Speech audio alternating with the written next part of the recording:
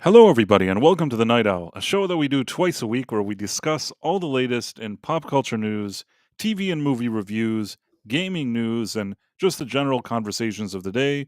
For those who don't know me, I'm Price of Reason, and with me, as always, is my co-host Professor R2. How's it going, Professor? Hey, doing all right. How are you doing today, Bryce? I'm doing great, and I will say this that I think right out the gate, we have gotten a super chat on the YouTube end. We have very Uh, mightily generous membership gift. Yes, it was actually a membership. Let me see if I can pull that up. I'm going to share this. Wow, 20 memberships. Mary White, thank you so much. Mary White has been so kind, and like I said, it's always appreciated. We try not to do the whole PBS thing. Like I told you that I saw it recently, and I don't want to be PBS, but people donating is always something we appreciate. So we don't lecture about it, but we do appreciate it when it happens. And Mary White has been very kind, and I really, really appreciate that. And there's a lot of people thanking her for it, and we're thanking her as well. So thank you, Mary. Always great to see you here, regardless. And it's also nice, when you do nice things like this for us. So thank you very much. Indeed. I really, really appreciate it. And yeah, just wanted to mention that. You know what? I'm gonna try to even let's see what we can do. Maybe we can make this even a more official thing. Now, this is some of the special effects we have here at the Night Owl. Oh my. Let's see. I am gonna try to create a banner. I've done this before, so it's not my first radio. It's not. it's. I meant to say it's not my first rodeo. Not I my guess it's first later. radio. It's not my first radio. I don't know why radio. It always reminds me. I was once at how they do something like in a community, like a fair, not like something like a low key kind of fair for the community and maybe a smaller town. I was once in a situation like this where a friend of mine, he was kind of like the MC, and the prizes that they give at these events sometimes aren't that great. And like the big prize of some, I don't know if it was a raffle or whatever it is, the big prize was like a radio, and the radio was just like this kind of AM FM radio. It was not a fancy radio, okay? Gotcha. So the guy that's the MC, who was my friend, until this day it makes me laugh when I think of him. I don't know why.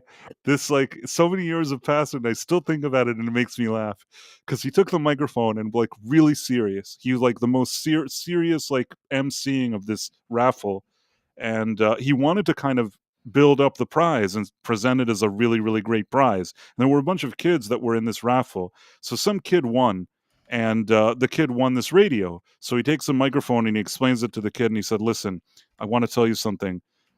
This is a very special radio, and for those of you out there that understand a thing or two about radios, this radio has both AM and FM." And, like, I'm looking at the guy and thinking to myself, I can't believe I can't believe you're trying to spin this as This some, like, big prize here.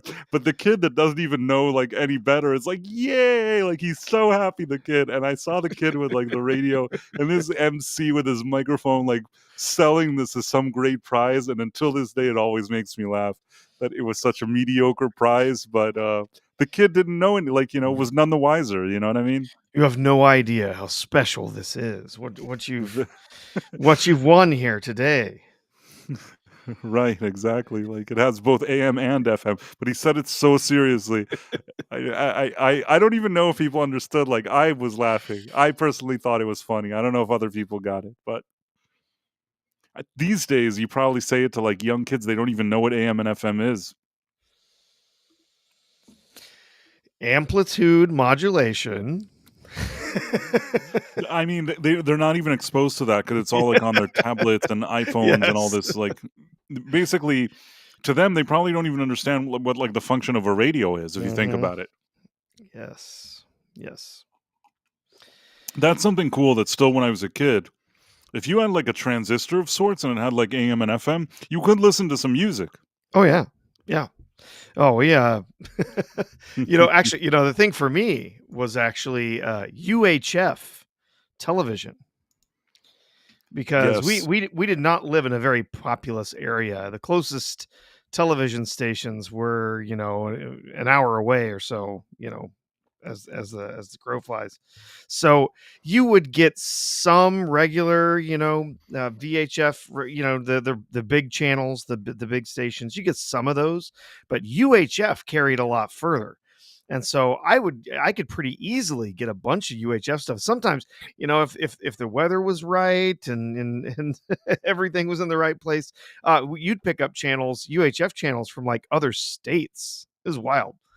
So yeah, I would always cruise the UHF channels to see what I could find on my little black and white TV that I had in my room.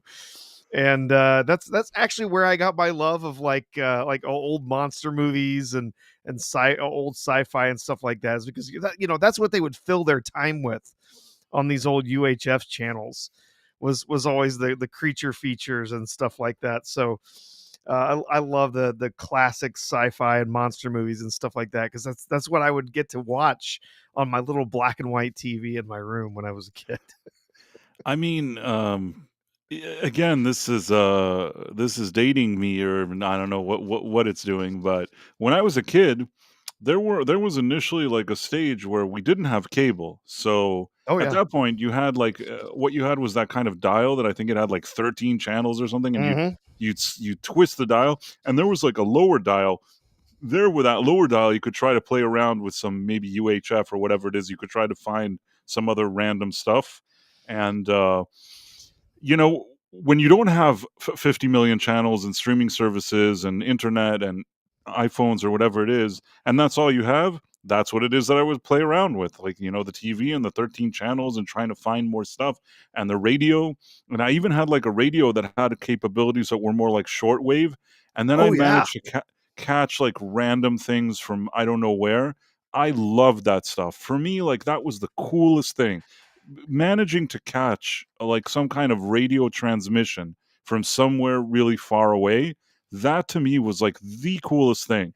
I mean, keep in mind it's a very different time, but you know what, that kind of magic and intrigue and whatever it is, it doesn't quite exist anymore because we have all the info at our fingertips. It's almost like too easy. Yeah. Oh, I was playing around with the dials and I found this really cool website. Like, I didn't think anybody had seen it before. Right, exactly. Picked up this website all the way from Utah. It was really awesome. Kelly Hahn says, for some reason, I remember watching Becker and then falling asleep because it was boring and I was 9. I think that, personally, I wasn't a big Becker fan to begin with. I feel like I liked Ted Danson when he was on Cheers, but then, I don't know, the Becker thing, it didn't speak to me, but it is what it is. Tex Rogers has got to go. Cheers, man. Thanks for stopping by. Tex was here in our previous stream and he was still hanging out, and that's very cool. Nice to see other people here like Jonathan Conroy and DJ Play Nice. Yes. And Becker did have one great asset.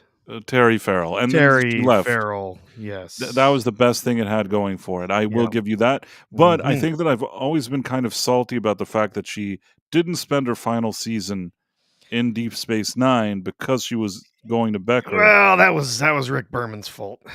He was a I misogynistic asshole. So maybe yeah, he was, maybe it's all true, but somehow that in my mind, the association of her, Becker, and not on Deep Yes. Space Nine, Yeah. it all kind of ties together. Yeah. And I can't get that thought out of my mind. Yeah. So I mean, she could have toughed it out for us for a season. I don't think that would have broken her, but yeah, a lot of that had to do with just mistreatment on the set from various people, including Rick. So I guess so. yeah. Elizabeth Quince, nice to see you on the Rumble side. Just left a stream on child. Child. Yeah, awful stuff. Awful stuff. Awful stuff involving child. Yeah, Heavy, but I feel I need to know the truth about HHS and what Bobby Kennedy talked about. There's a lot of bad things going on in the world, for sure. and Absolutely. we try to avoid them all here on the Night Owl. As much as possible. As much as possible, we Uh, try to steer away from them and talk about Deep Space Nine and why I'm annoyed that Terry Farrell wasn't in the final season. Something that comes up from time to time, and every time it comes up, it annoys me again. But that's just me. And Elizabeth Quince, it's nice to see you here. Regardless, even if I mean, not even if, but hopefully, we'll be like a palate cleanser. So if you were listening to children uh, being filed into PDF files, then now we're doing something else. They yes. wouldn't let her do part-time on DS9. They filmed 16-hour days minimum. Yeah, I understand the situation. I guess everybody could have handled that better, but it is what it is. She wanted to move, she'd already been on the show for many years and wanted something else, and I can understand that. At the same time, maybe he could have accommodated more, and he was a difficult guy, but what can you do? Anyhow, I guess I'm not the new pope then. No, you're not the new pope, but speaking of new pope, we do have a new pope. We got the Pope. I mean, it's not really like, Yep. anything to do with me, but there Yeah. is a new pope. That's for Yes, sure. there is a new Pope. Yes. I am not a Catholic. Not really something that really affects me in any particular way, other than yes, he is a leader, an international leader in a lot of senses. So it's always fascinating. It's always interesting to see when a new pope is chosen, like who is that pope going to be? What's their agenda going to be, and so on. This time around, we now have the very first U.S. born pope. Yeah, Yep. very first time. Absolutely. He's of Italian ancestry, and he's from Chicago. I was watching some streams earlier today when they were talking about it, and it was real funny to watch some of the chats in there. People going, "Yeah, the Pope's a fan of the Bears. I The want to Pope likes just the Cubbies." I just want to shout out here Kivo 1961. First vote for pope was Cardinal Cicola of Brazil. Then he would have been known as Pope Cicola. Pope's That is true, Cicola. Kivo 1961. Oh, And the dead man. Kivo. and the dead man. Thank you for the $5 Rumble rant. And the dead man, a 99-cent pile of poop sticker with a face or whatever it is. And I want to make sure people. There's also a $2 one from Dead Man from just a bit earlier. Oh, okay. Well, let's do this. 99-cent from the dead man, a pile of poop with a face. Thank you very much, the dead man. And then we're gonna, what's the other one that I missed? Just a little bit earlier. There's another one from Dead Man. $2. $2. Only Sith deal in absolutes. And then let me see if I can do that. But from my view, the Jedi are evil. Not the best line delivery of Hayden Christensen. I'll give him that, but Then you truly are lost. at least Ewan McGregor was trying there. He was. Tried his best under the circumstances. I always feel a bit bad for Hayden Christensen. Yeah. I think that I don't know if to say he was set up for failure there, but George Lucas isn't the best director of actors. No, he's not. He's pretty awful as a director of actors. He was not well experienced in all the green screens and whatever was going on there, or blue screen at the time, and I feel like he didn't fully know how to deliver the performance that Yeah. maybe could have been better. And I actually think that Hayden Christensen could have done better. But Sure. there's a reason why you need a director, especially for a young, relatively inexperienced actor on an elaborate set like this. And George didn't really provide him with the best guidance. That's and that's one reason I really hate those people who seem to have some sort of hard on for getting nasty about Jake Lloyd in Phantom Menace. You know what? One, he's a child actor. Two, he had an awful director. He had somebody who was more concerned with some green screen, stupid, creature character. talking and Yeah, weird things going on. Yeah, I mean, he was more concerned with that than trying to direct Jake Lloyd in that first film. That's and if there's anything wrong with his performance, it's because he didn't have someone there actually telling him how to do it right, and you well, really need that. You need that. Like the especially thing with kids. when Yes. you're a kid, you especially need that. Mhm. Like Steven Spielberg, when he was working with kids, like, on sets or things like that, he'd work very hard to try to like direct them. You hear a lot of stories sometimes of directors that have to work with kids and try to find creative ways to try to get good performances out of them. George Lucas, I feel like, didn't dedicate even 1 minute of thought to it. He just said, "Can't hear your lines, say them," and then like he said them, and that's it. And nobody, he didn't stop. He didn't think about anything. I think that one of the reasons that Empire Strikes Back and Return of the Jedi work well is actually because Lucas was more of a producer there, and you had some directors that could really, bring out the performances and the actors.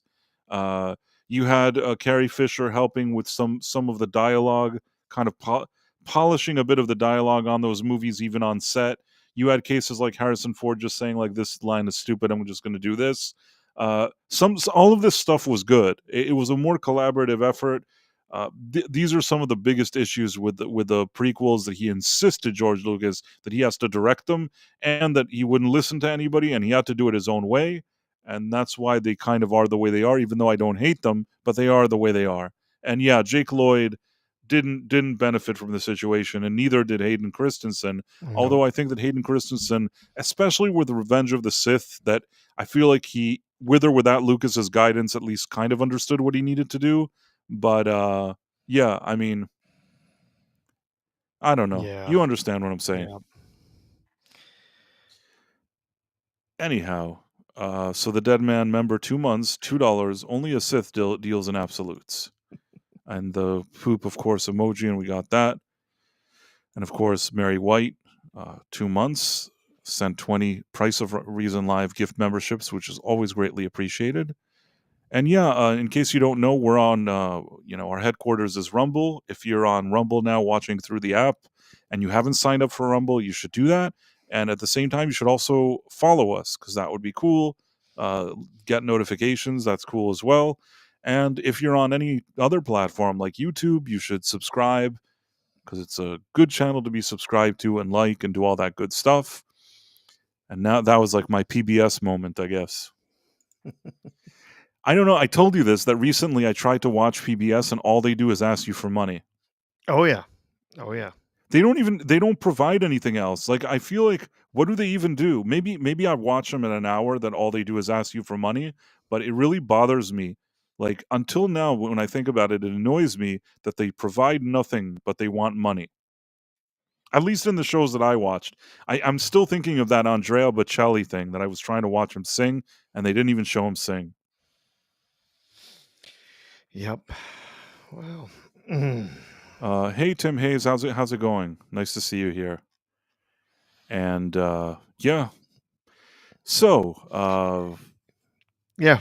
we have a new Yep. pope. Yeah, we were talking about the Pope. I There's was a new joking. pope. There was actually, someone from the Archdiocese of Chicago actually did come out and say, because obviously they have a close relationship with it, and he came from that area. He was born in the area, so they came out and said that in fact, yes, the Pope is a Cubs fan. So at least we know that he has a heart for lost causes.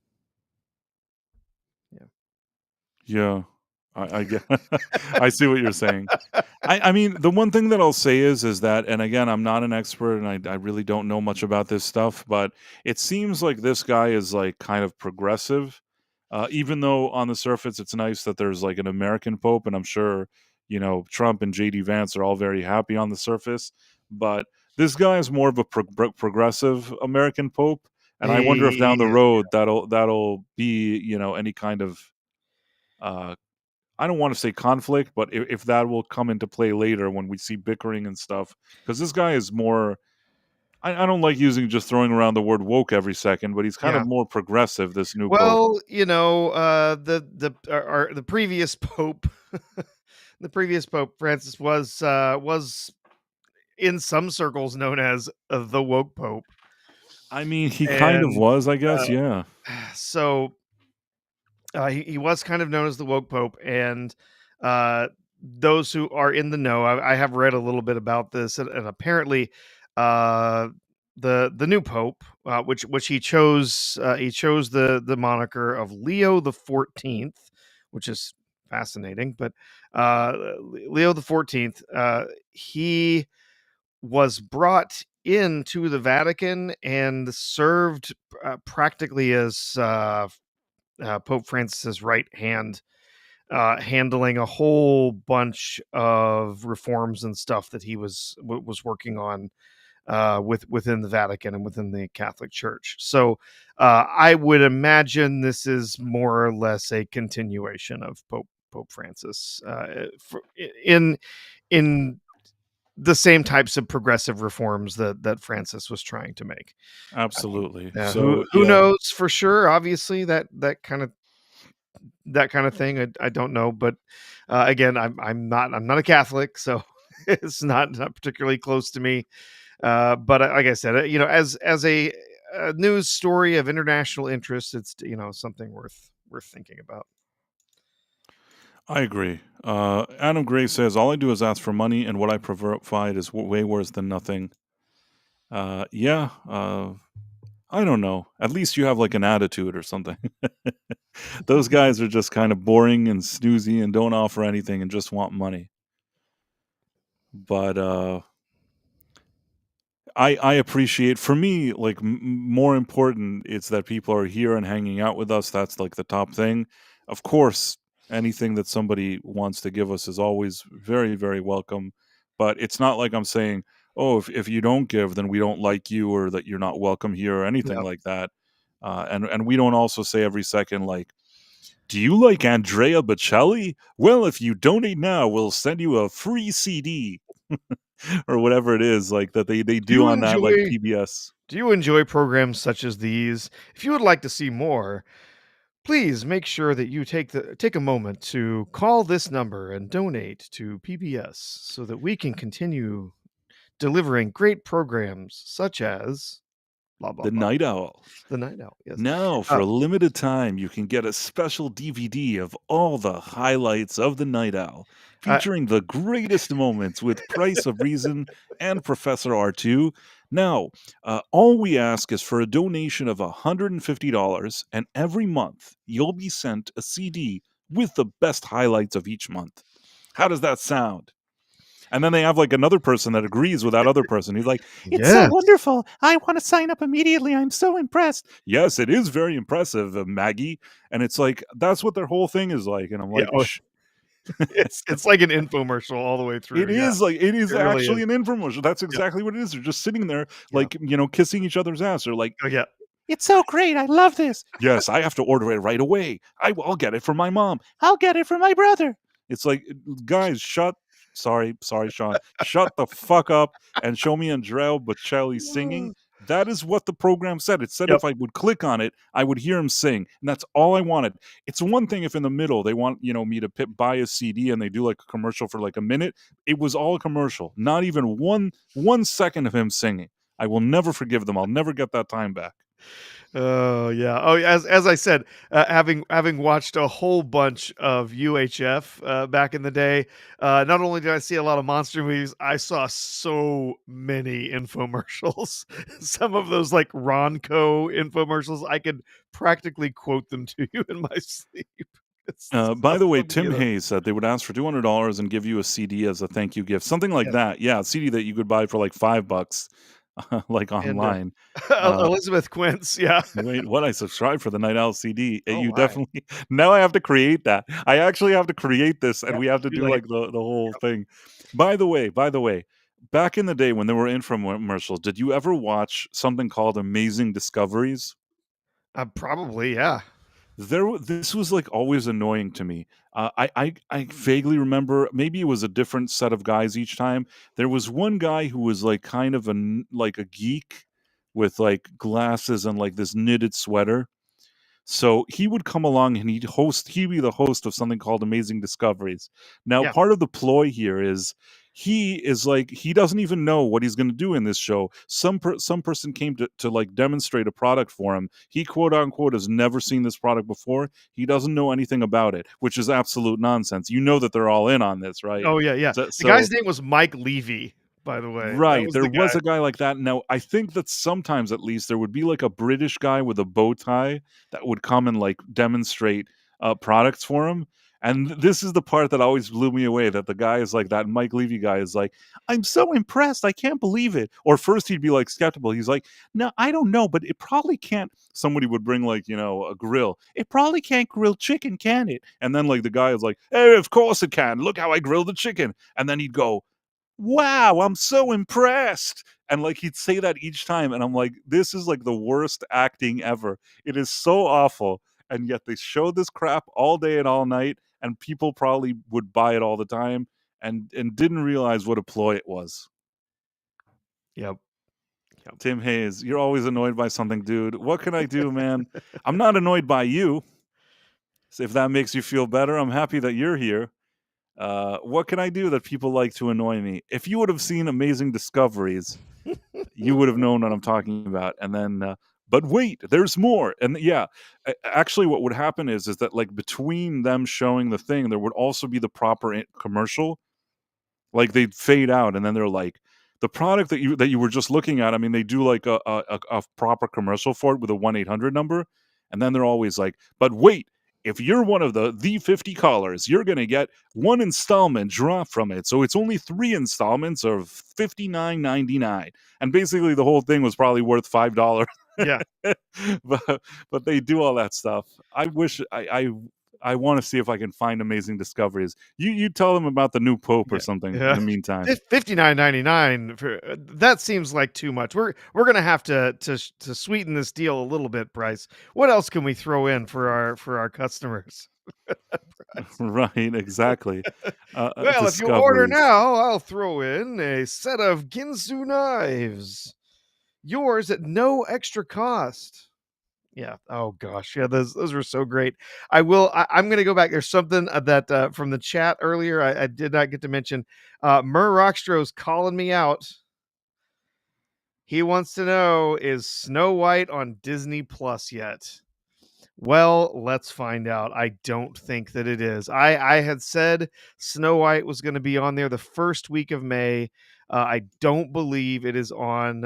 It is on there yet. But if I'm not mistaken, I do believe I saw a story that said it was going to be on there starting on the 13th, I think. So next week, Tuesday of next week. So I was real close saying it would be there the first week of March. It'll be the or excuse first week of May. Sorry, it'll be the second week of May that it gets there. So didn't quite make it. Didn't quite get that prognostication there, but I was awfully close. Yeah. So oh well. You take some, you lose some. Let's see. Oh, we've got a few other we got some other super chats. We're looking some stuff up there, Price. Here we've got oops, dang it. It scrolled on me. Oh, we have super chats? Yeah, we got a okay. So we already talked about the poop from Dead Man. So let's see. The Dead Man for $1.99 says 32 flavors of beefaroni. Okay, so let me share this because there's also one from Oh yeah. Mary White. Oh, So put I it in want to just presentation mode up there, buddy. showcase. Yeah, I will. Oh, I'm not on presentation mode. I got what There you're you saying. So I'm going to show this right now. So for those who missed it, there's the Dead Man with only a Sith deals in absolutes. That's from before. The Dead Man with a 99% poop sticker, and then 32 flavors of beefaroni. If you know, you know.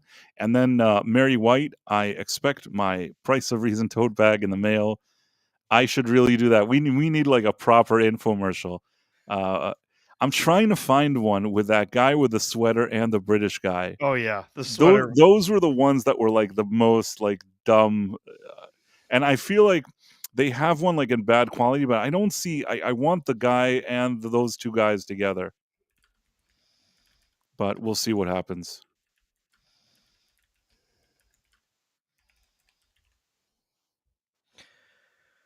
Hmm. See, the thing is that Yeah. first what would happen is that the guy is, like, skeptical, but then, like, he starts winning him over, and then, like, he gets the guy that's supposed to be asking questions is now, like, more excited about the product than the guy presenting it. You know what I'm saying? Like, he won him over. Yeah. I don't know if anybody knows what I'm talking about. It is so dumb. Let's see if I can find something.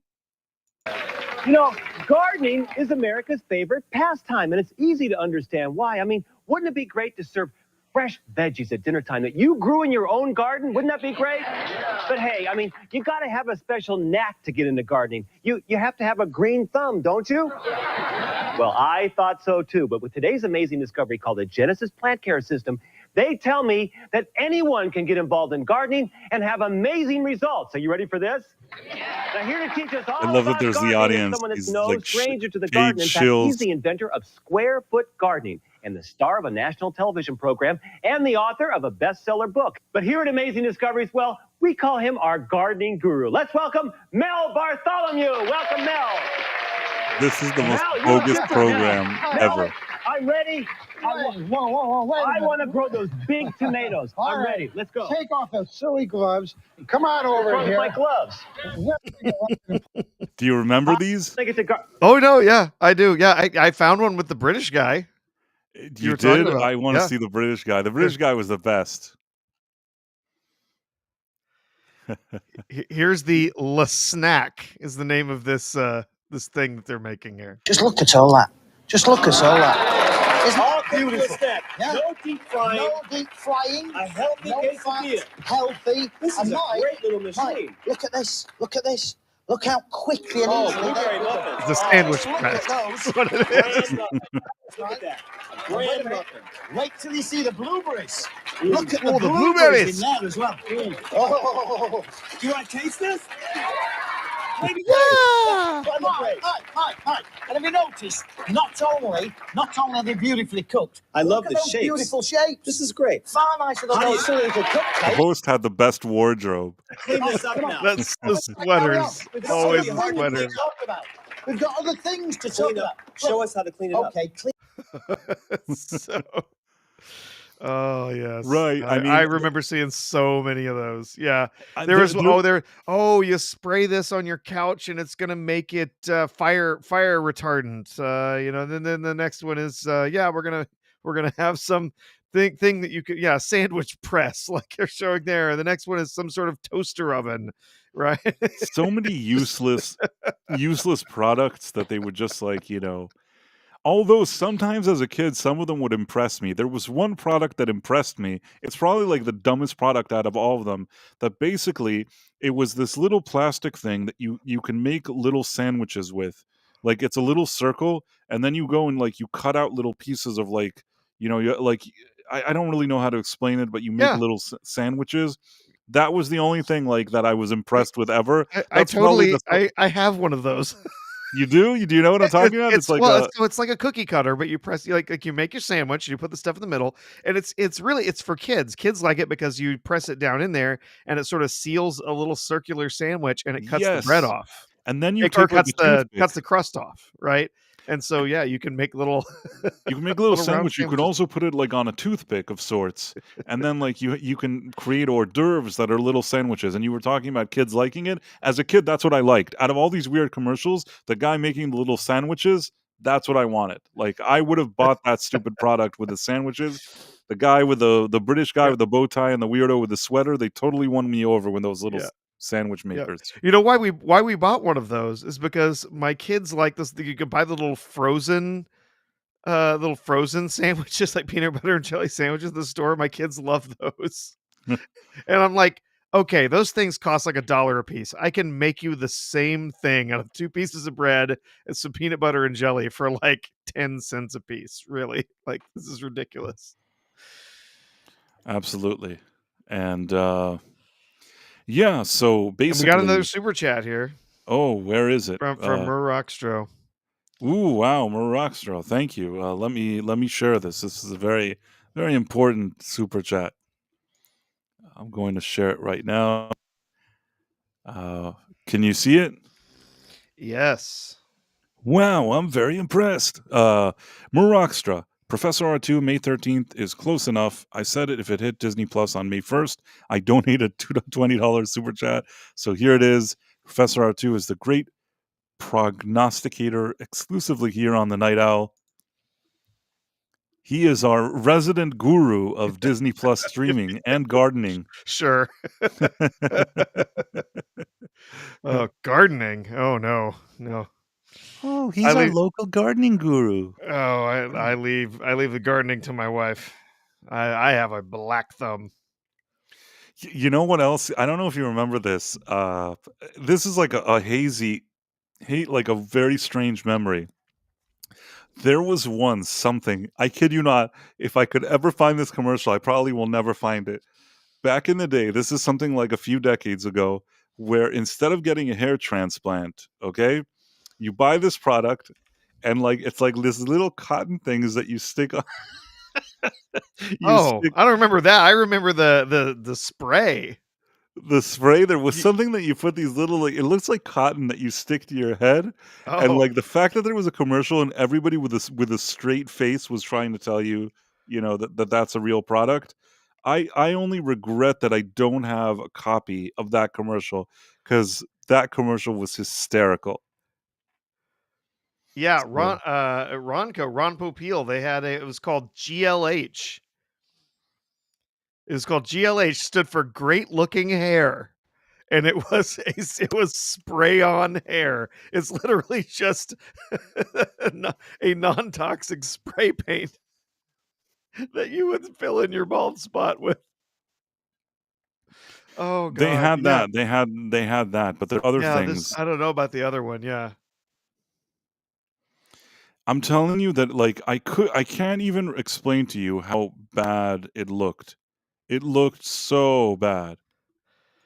I wish I could find.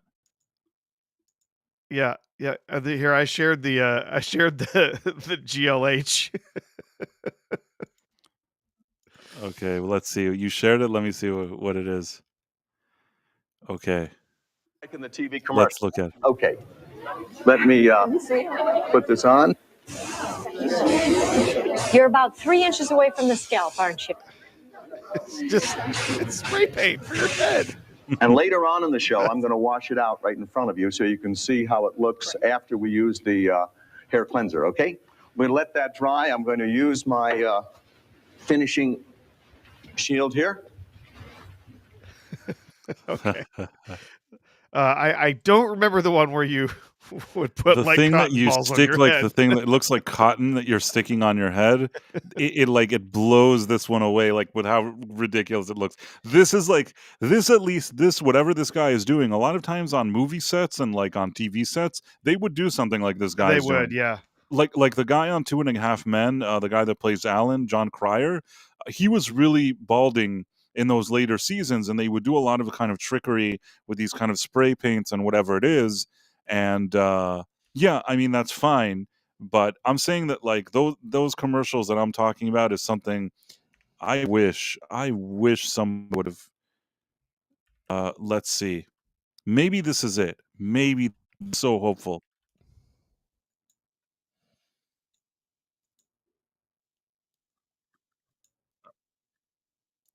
No, I can't. I I thought I found it, but I didn't. There's just one that I just wish I find that one. It's the best. The one that he's like pasting stuff on his head. Man, I just regret that I didn't like record it because until this day, after all these years, all I can do is think about that stupid thing. It's like you would believe that it's not a parody. That's all I can say. But it is what it is. Anyhow, You know what? You know what, people? they do. Bald can be beautiful. Just embrace it and just go with it. It's the Yeah, people I who mean, try listen. so hard. And I say this. I'll check my privilege here.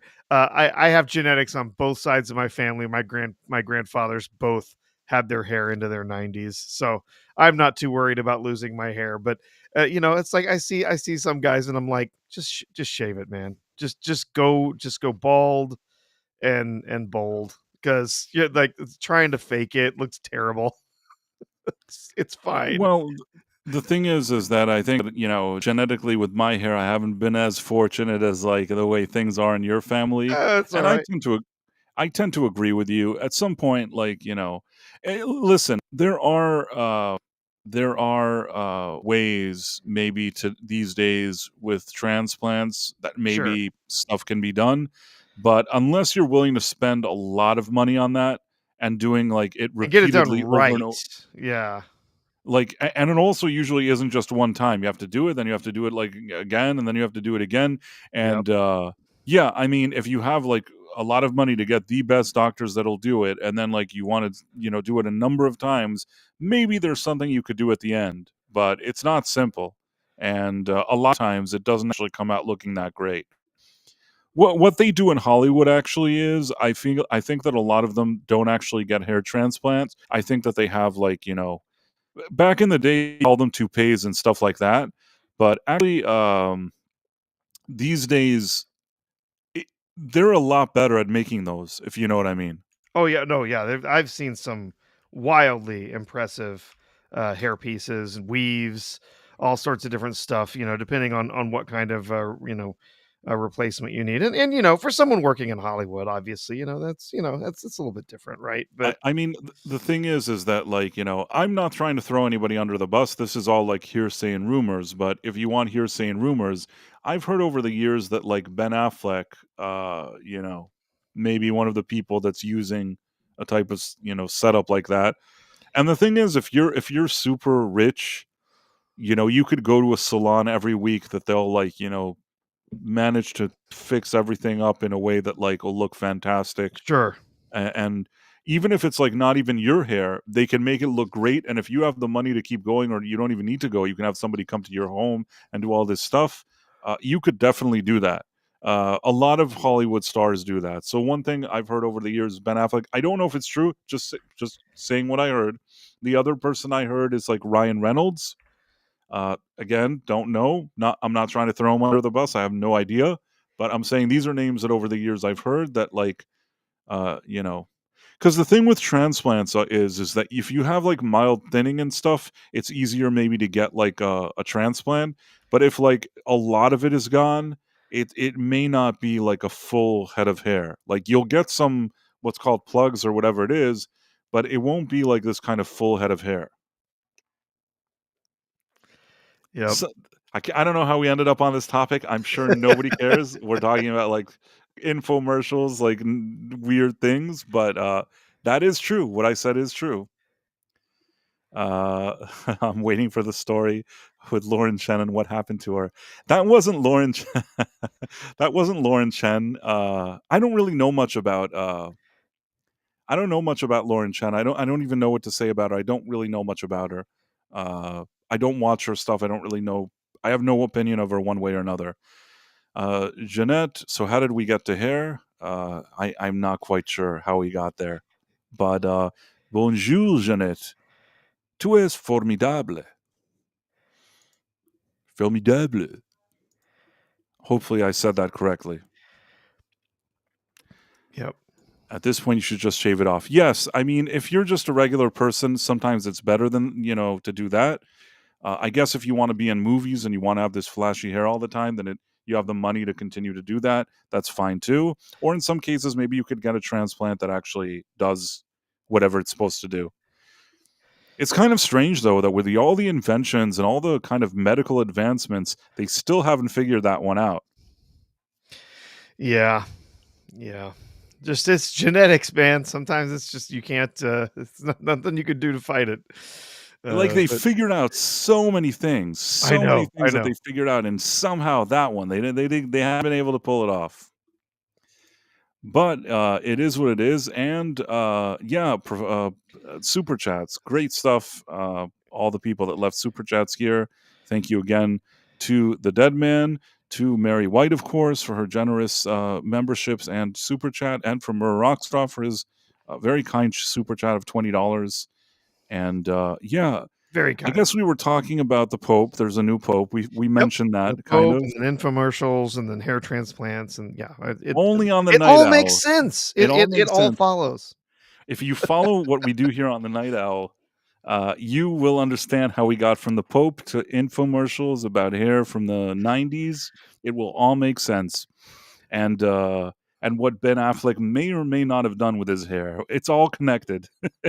And then where else? We were saying Trump has been talking about a new bill. Did you see that? He's like, it's a beautiful bill. It's so huge. It's a beautiful bill. What is this beautiful bill? Do you know anything? Did he actually say what the bill is, or he's just kind of teasing that there's going to be a bill? Yeah, I'm not sure which bill. I I do don't know, because know today I there was was looking. a It's like he called it his beautiful bill, which is funny because like it's almost like he's a meme before the thing is a meme, because he's always like, beautiful, beautiful this. It's the most beautiful thing I've ever seen. And he's like, it's a beautiful bill. So yeah, I'm guessing they're talking about the new sort of new funding bill that they're working on. That's got a bunch of stuff in it. Let's see. Let's look It's at called like the beautiful bill. I'm not kidding. here's I love how like his whole life is kind of like a reality show. He's just like a big announcement. Like he's always thinking of like as if it's those shows where like The Bachelor, where you send people away and you're creating all this drama. I have a huge announcement coming next week. It's huge. Well, you did see the big announcement today, right? Right. No, or no? What was the big announcement? Oh, so the big announcement was a trade deal with the UK. Ah, okay. That was Yeah, the big and announcement. we can jump onto that here in just a little bit. This was a story, AP story here. This is about 2 days old. Congress is deep into drafting President Trump's big bill of tax breaks, spending cuts, and beefed up funding to halt migrants. But it's a bumpy one, Republican chairman says. So yeah, I'm guessing this is what he was talking about. Yeah, there's been some of this floating around. It's all about how we're going to fund government, we're going to fund tax breaks, we're going to fund a bunch of other stuff, we're going to cut a bunch of other places. The tax cuts, I know, have been, a lot of people have been arguing about those, whether or not can we afford to cut to cut taxes if it's going to lower revenue.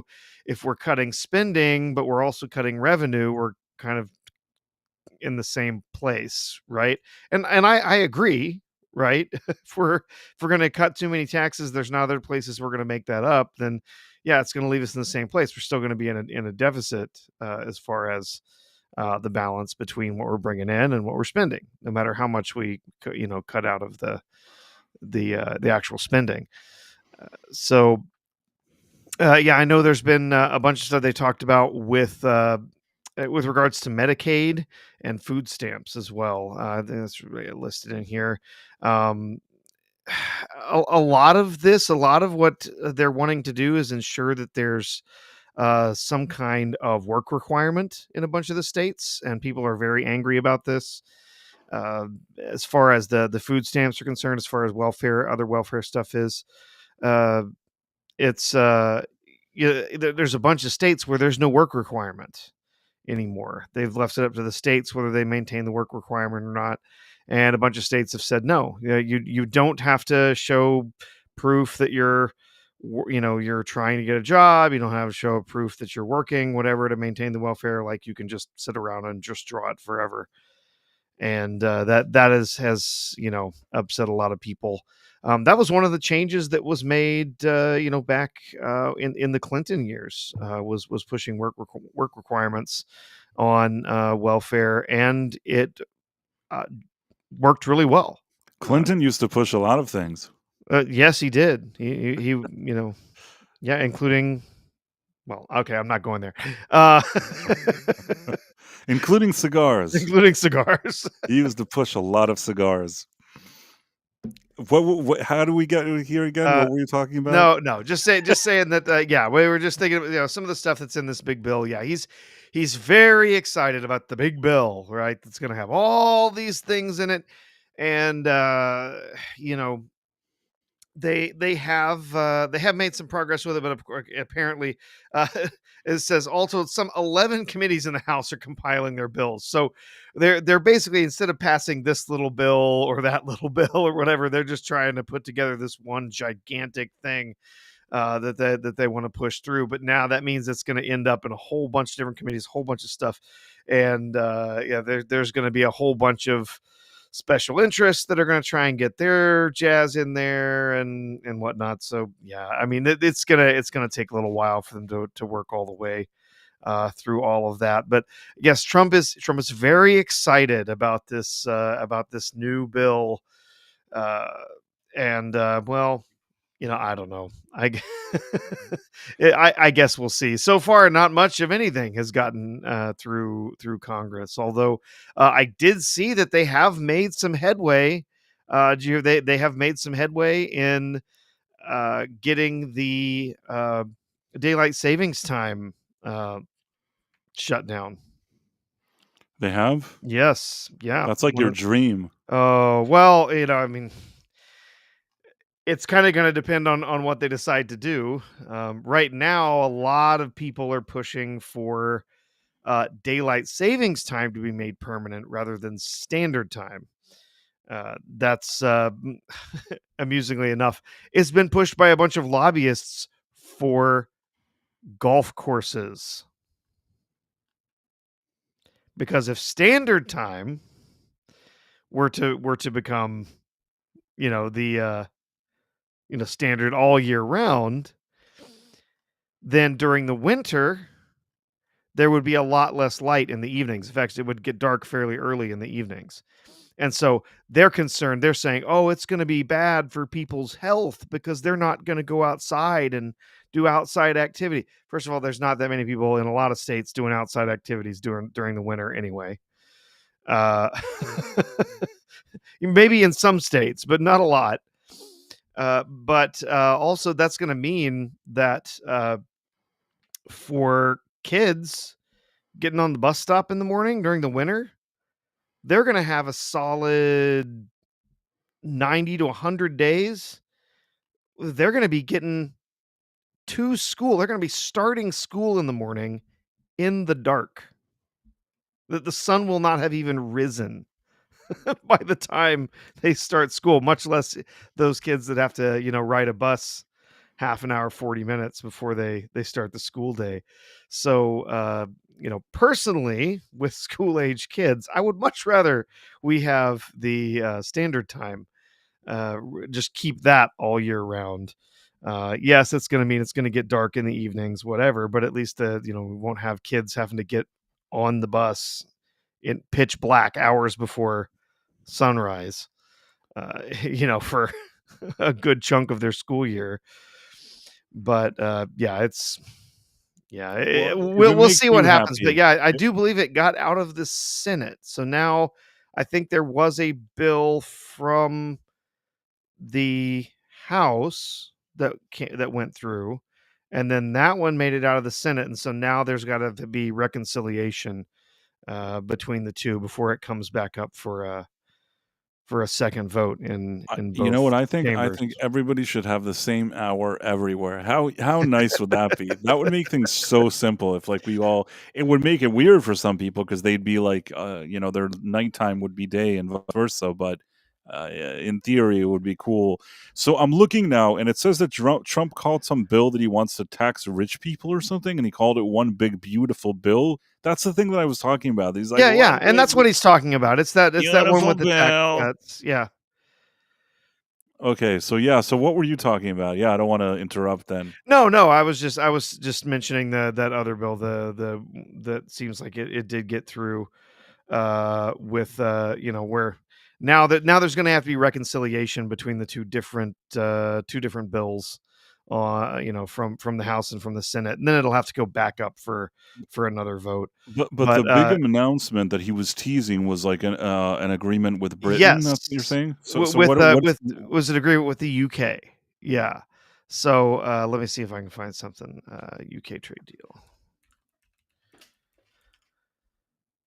They agreed to like like with the tariffs, like they agreed to a trade deal or something like that. Yeah, there's full trade deal went through today. So that was the big announcement that was being teased earlier. You'll remember we were watching some of that footage when he was meeting with the Canadian PM Carney, and he was saying we're going to have a huge announcement. It's going to be huge Huge before we announcement. leave. Yeah, it's Yes. going to be a big announcement, huge announcement. Can't tell you what it is, but it's going to be huge. Yeah, yeah. That was the UK.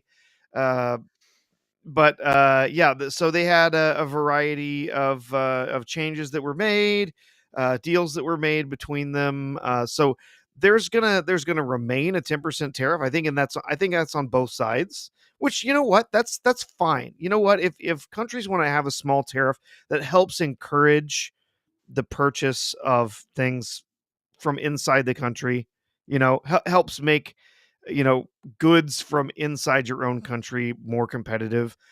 10% is not an outrageous amount.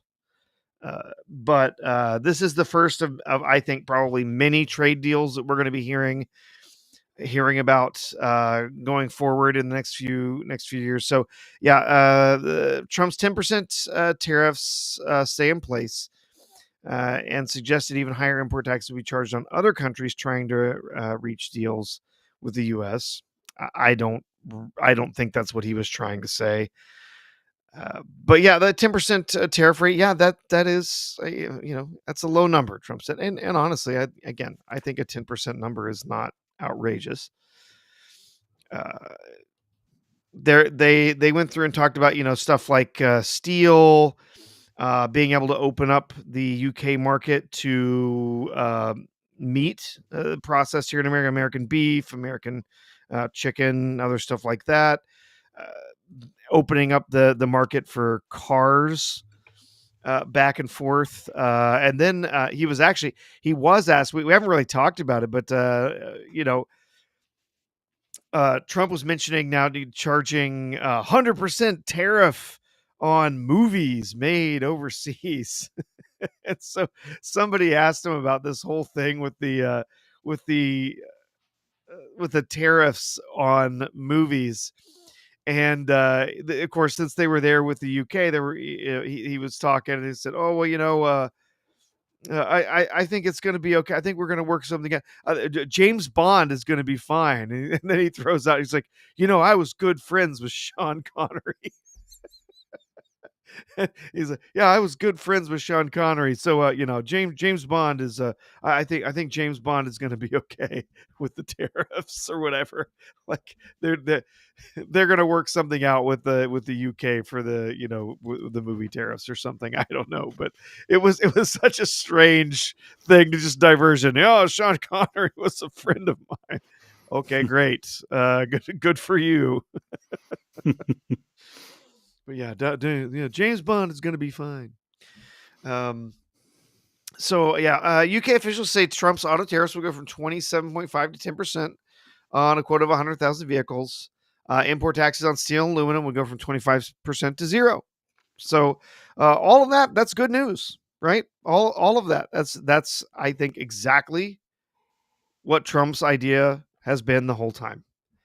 We're going to say, guess what? Tariffs are a reality on our side now too. Do you want to come to the table and we can work out, the all of the different tariffs and taxes and stuff you've been putting on our goods coming into your country, or are we just going to have to, keep playing this game? And of course, they mentioned, there's going to be some negotiations going forward very soon, I believe, happening in Saudi Arabia. There's going to be negotiations starting with China happening, I think actually starting early next week. So a lot of this, like I said, I think a lot of these tariff things are all going to be worked out by the end of June. So, Well, hopefully there will be more. I mean, this is a good start, but the UK is one that you'd think that they would quickly reach a deal, and I'm hoping though that other ones yes. reach a deal Well, as well. and they mentioned, I guess, there were some early conversations, and they mentioned during some of the press conference they were mentioning that they had said early on that the first deal, the first country on the list, first country we're making a deal with is the UK. So I guess there was a priority there, diplomatic perhaps priority, economic priority to lock in the deal with the UK, and then other ones will start coming up very soon. So what are people saying in the in the chat here? Good for the UK. They have mad cow disease. Oh geez, yeah. That's such a strange thing, mad cow disease. Yeah. Such a strange, Yep. who invented this? I don't know. It's just such a. It's a strange.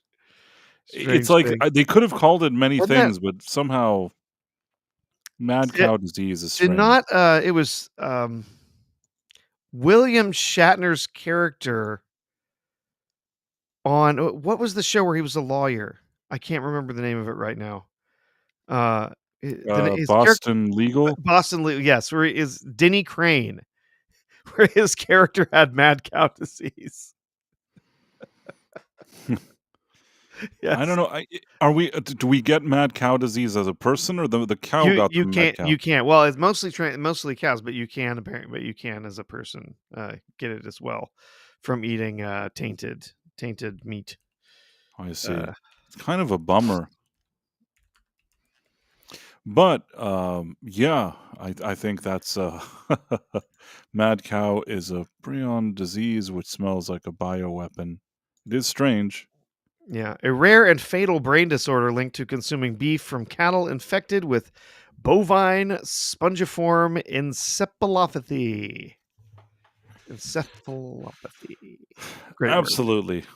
And now that we've gone through Trump's new bill, and that we have a new pope, and we talked about infomercials and PBS and a bunch of strange things, including Deep Space Nine. As we do. We can talk about Deep Space Nine and Enterprise. We can talk about that some more. It's fine. We did all of that, but now I think it's time for us to talk about Disney's new PR spin. I don't know if you saw it. First of all, we talked about it the other day that the Wall Street Journal, there was this article that I thought was kind of being paid for by Kevin Feige's PR people that was seemingly trying to make BS excuses for why he's been incompetent and trying to present him in a positive light.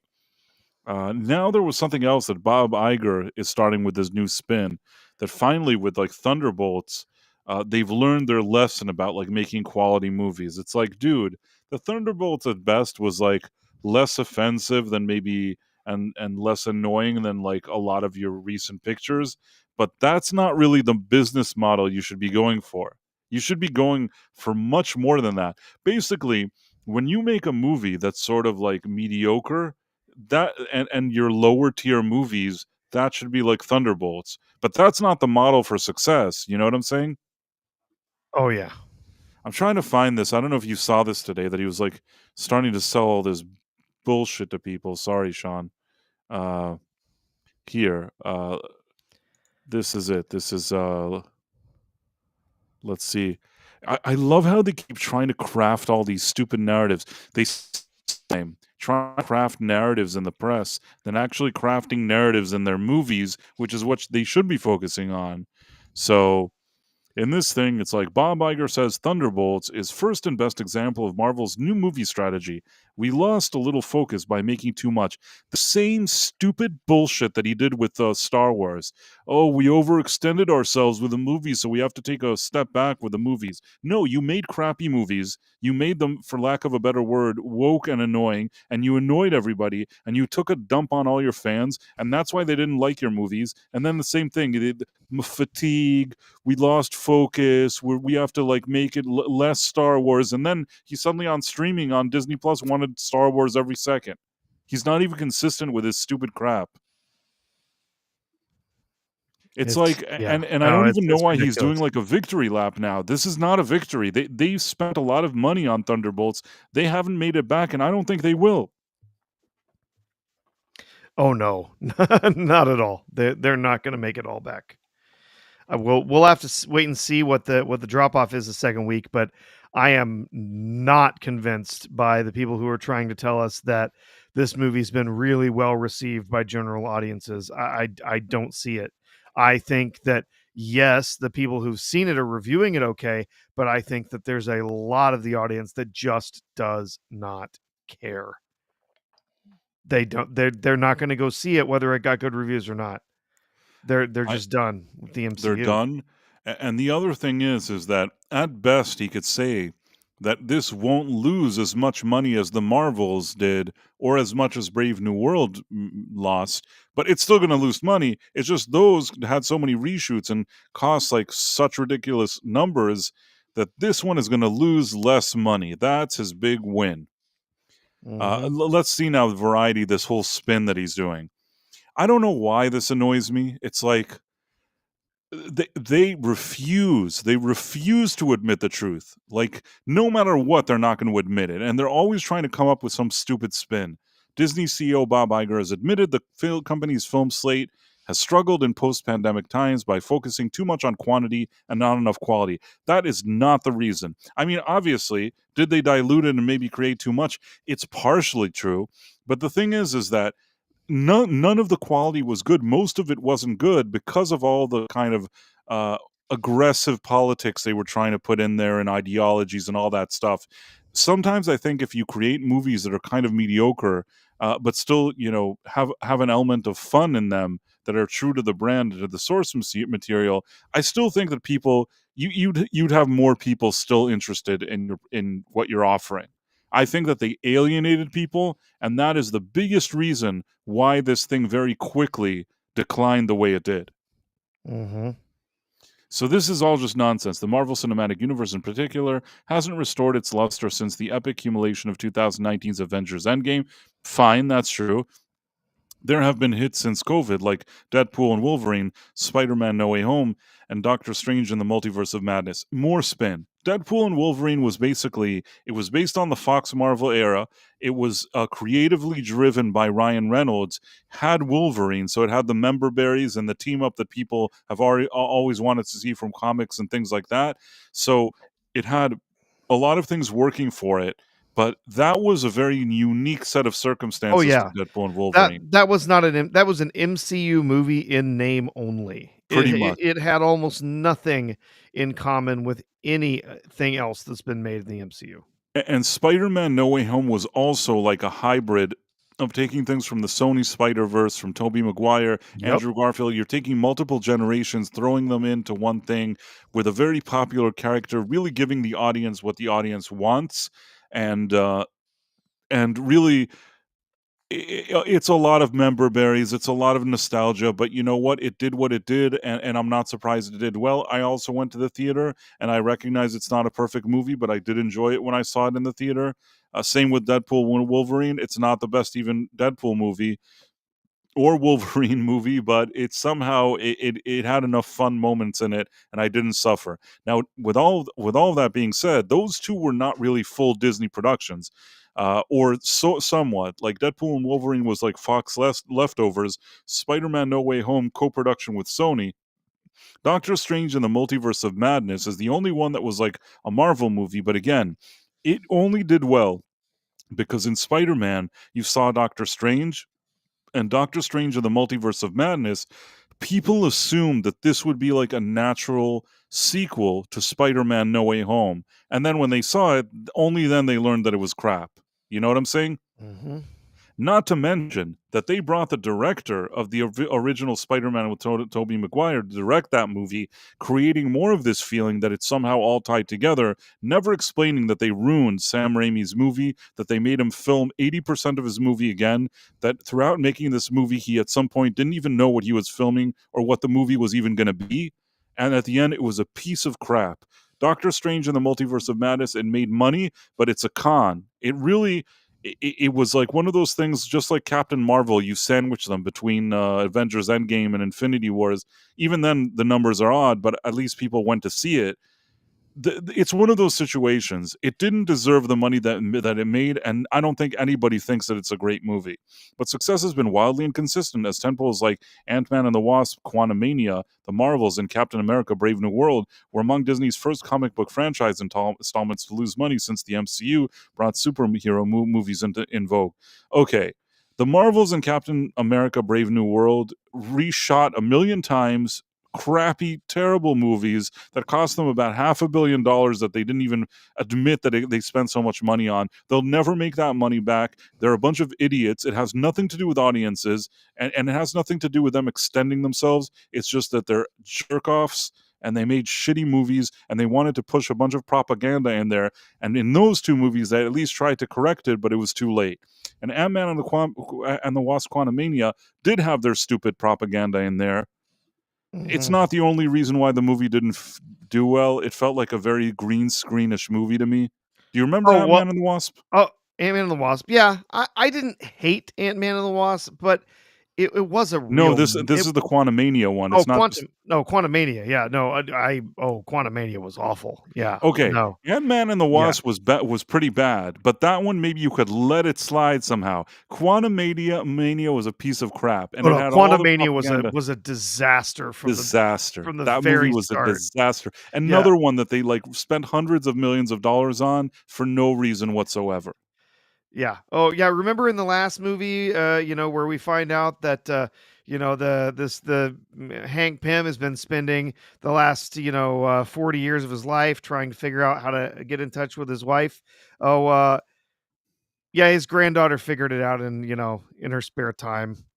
In 5 minutes, she's the best in her spare ever. time, she figured out without any help, without any assist. She's figured out how to make a thing that could transmit. He remained faithful to his wife while his wife ran off with Bill Murray. You know what I'm saying? I had needs. Yeah. Oh man, that movie annoyed me. And he's like, communism is actually great. Yeah, I know that people say bad stuff about communism, but it's wonderful. Look at the ants. We got the magical communist ants that have all shown up, and and then we continue with this stupid article. Hold on, what does it say? However, Iger views Thunderbolts, which debuted last weekend to $76 million, as the first and best example of the studio's new priority to make better movies, even if that means there are fewer of them. This is so soon to take a victory lap on a movie that at best was mediocre. You know what I mean? You're really grasping at straws here, Iger.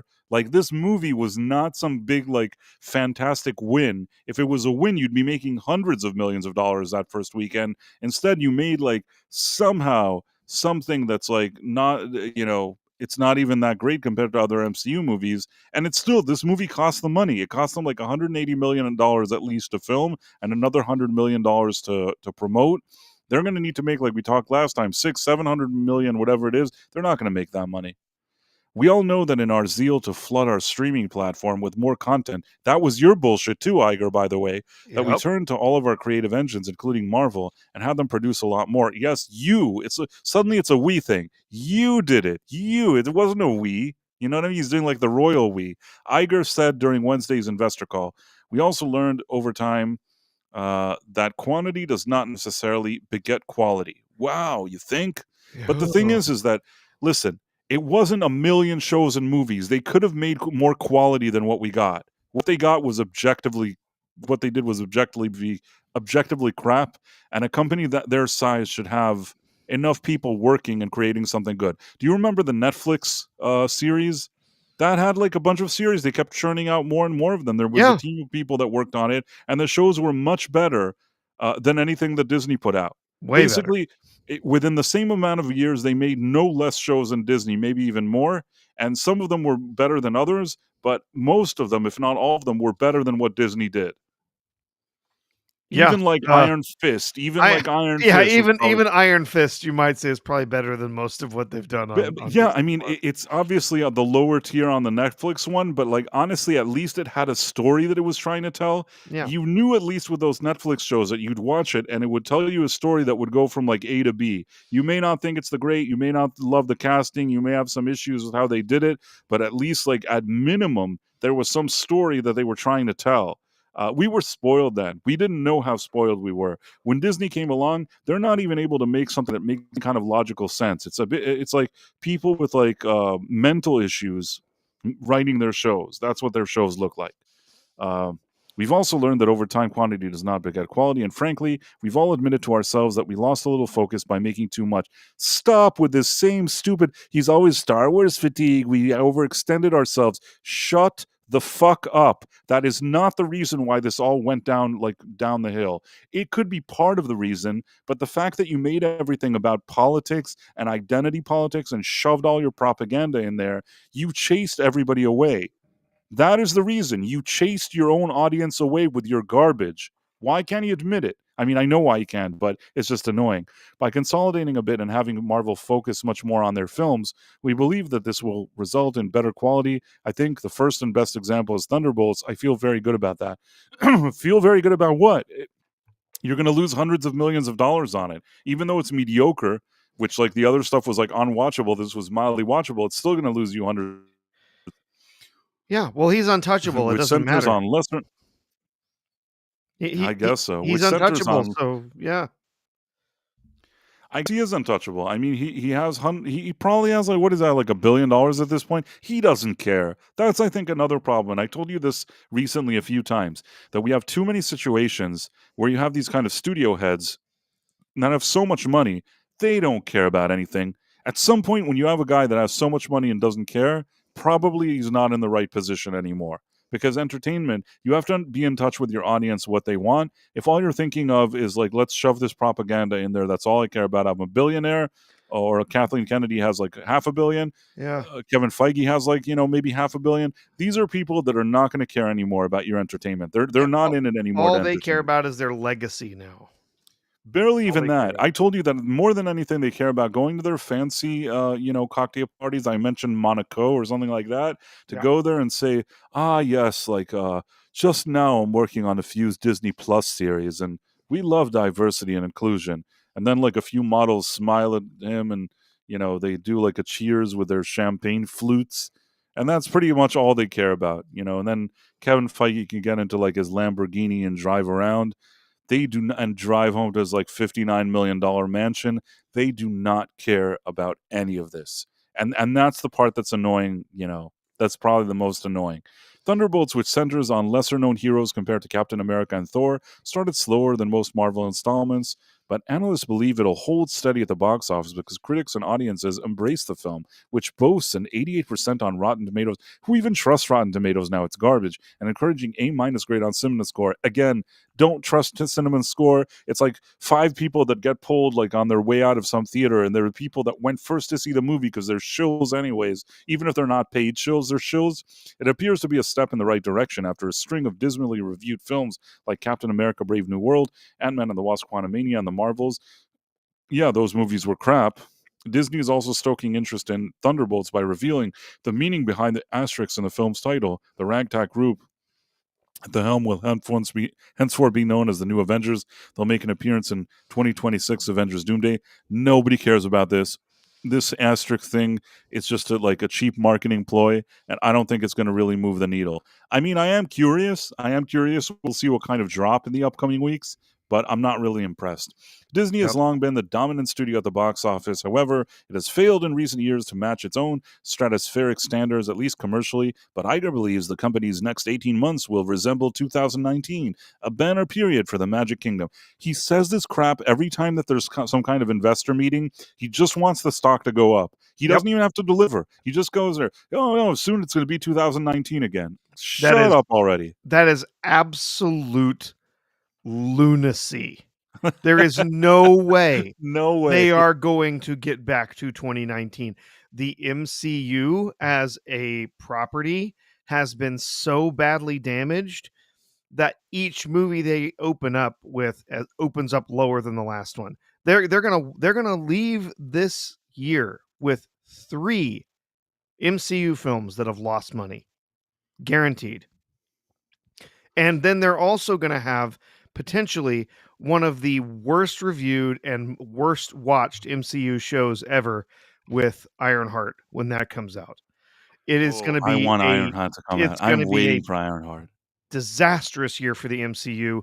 They are going to be in full-on panic mode when they start to look at their $300-400 million doomsday film coming out next year, and imagine that will only open to a 75 million opening weekend. That will be disastrous for them. And but he doesn't care.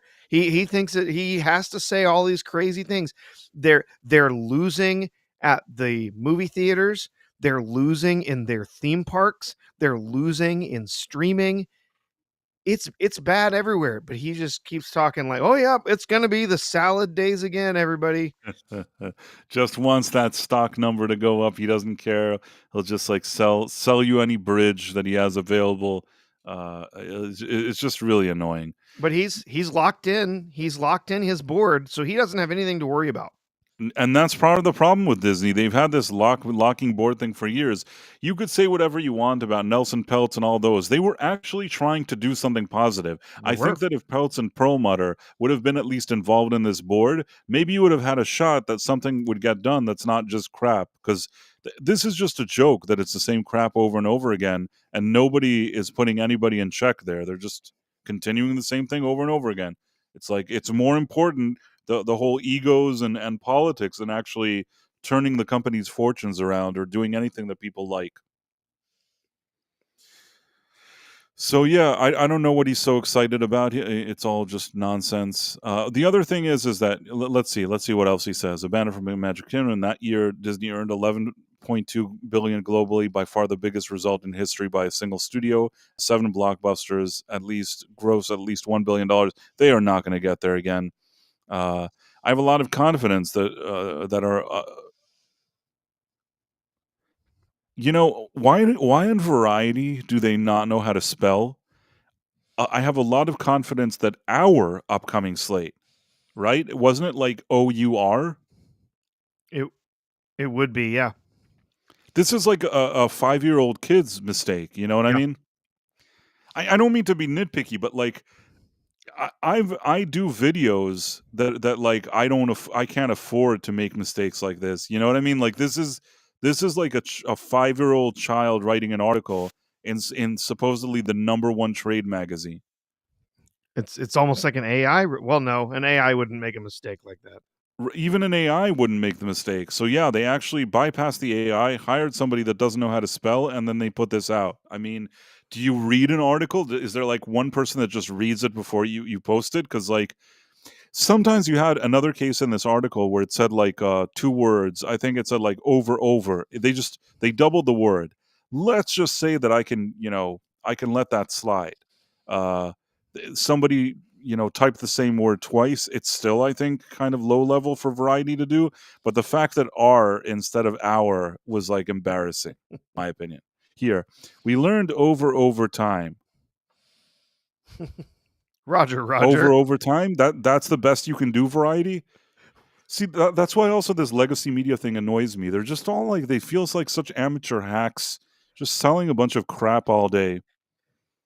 And by the way, the Fantastic Four first steps that they're talking about, I don't know how well that's going to do. Oh no, it's not going to. It's going to open, I bet, almost exactly the same as these last 2 films. It's going to open somewhere in the high 70s, mid 80s at best. Honestly, as much as we talk about it, as much as people in our sphere and in the reviews on YouTube and all that talk about it, most of the normies, most of the general audience don't give a damn. They are done with the MCU. It's over. The superhero stuff is over. The MCU is over. With the MCU before, working your way up through Avengers and then Ultron and then into Endgame and everything in there.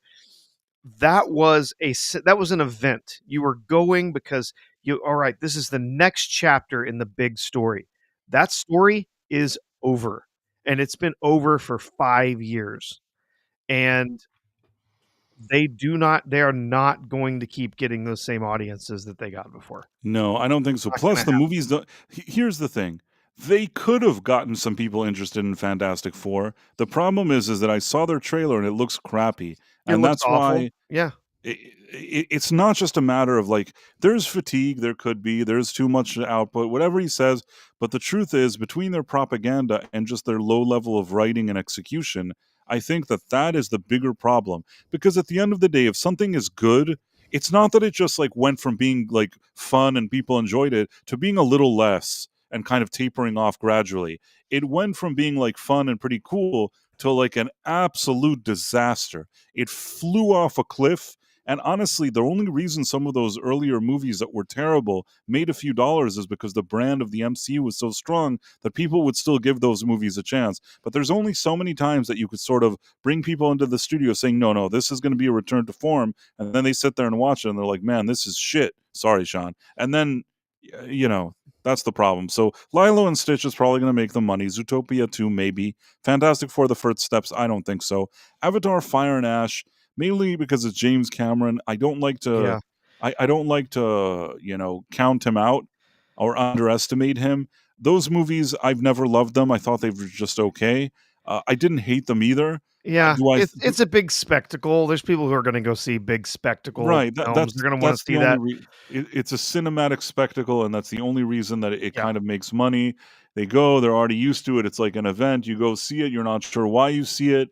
It'll just be good enough. I'm not wasting my time. I saw the first one. I thought it was just crap. It was gorgeous. It looked It was very nice. amazing. The second one looked very Absolutely nice as amazing. well. The second one looked very nice as well. I mean, while I'm watching these movies, I'm not necessarily suffering, but they have like no rewatchability. No. They have no space. Like I don't even think of them after I see them. Like I'll never think about them again. The first movie I think I saw once, never thought about it again, never wanted to watch it again. I don't care about it. Like it occupies nothing for me. It's Yeah. not even something that I want to buy merch for, or I feel like I'm tied emotionally. I have some kind of connection to the franchise. I don't care. Same with the second movie. I saw it, forgot about it the second I walked out of the theater. It's fine, like you said, cinematic spectacle. Aside from that, don't care about it. And I think it's the cinematic equivalent of Chinese food. You go and you're like, man, that was really good. And then later on, you're like, man, I'm hungry again. I'm hungry. That's exactly what it is, I guess. Yeah, that was really good. And then you can't even remember what it is that you ordered. You're not even really sure. I will say that I've had Chinese food that I liked more than Avatar. Oh, 1 and 2. absolutely. Yeah. I've enjoyed myself more eating some good Chinese food if it's like a good Succulent restaurant. Chinese meal. Yes. Exactly. Then in 2026, there's The Mandalorian and Grogu. Again, a show that went off a cliff. I don't really know. Is that movie and does anybody even care? You know what I mean? Like, Yeah, it's such a strange Hail Mary pass, that Mandalorian and Grogu. you're gonna go. It's like, oh, you remember that show that you've been watching for free on Disney Plus? It's just part of your subscription. We're gonna turn it into a movie, but you've got to go pay for it. Or you could just wait a few weeks and watch it on the same place you watched all the rest of the Mandalorian, whatever, right? And also, like the whole thing with the baby Yoda with Grogu, people don't care anymore.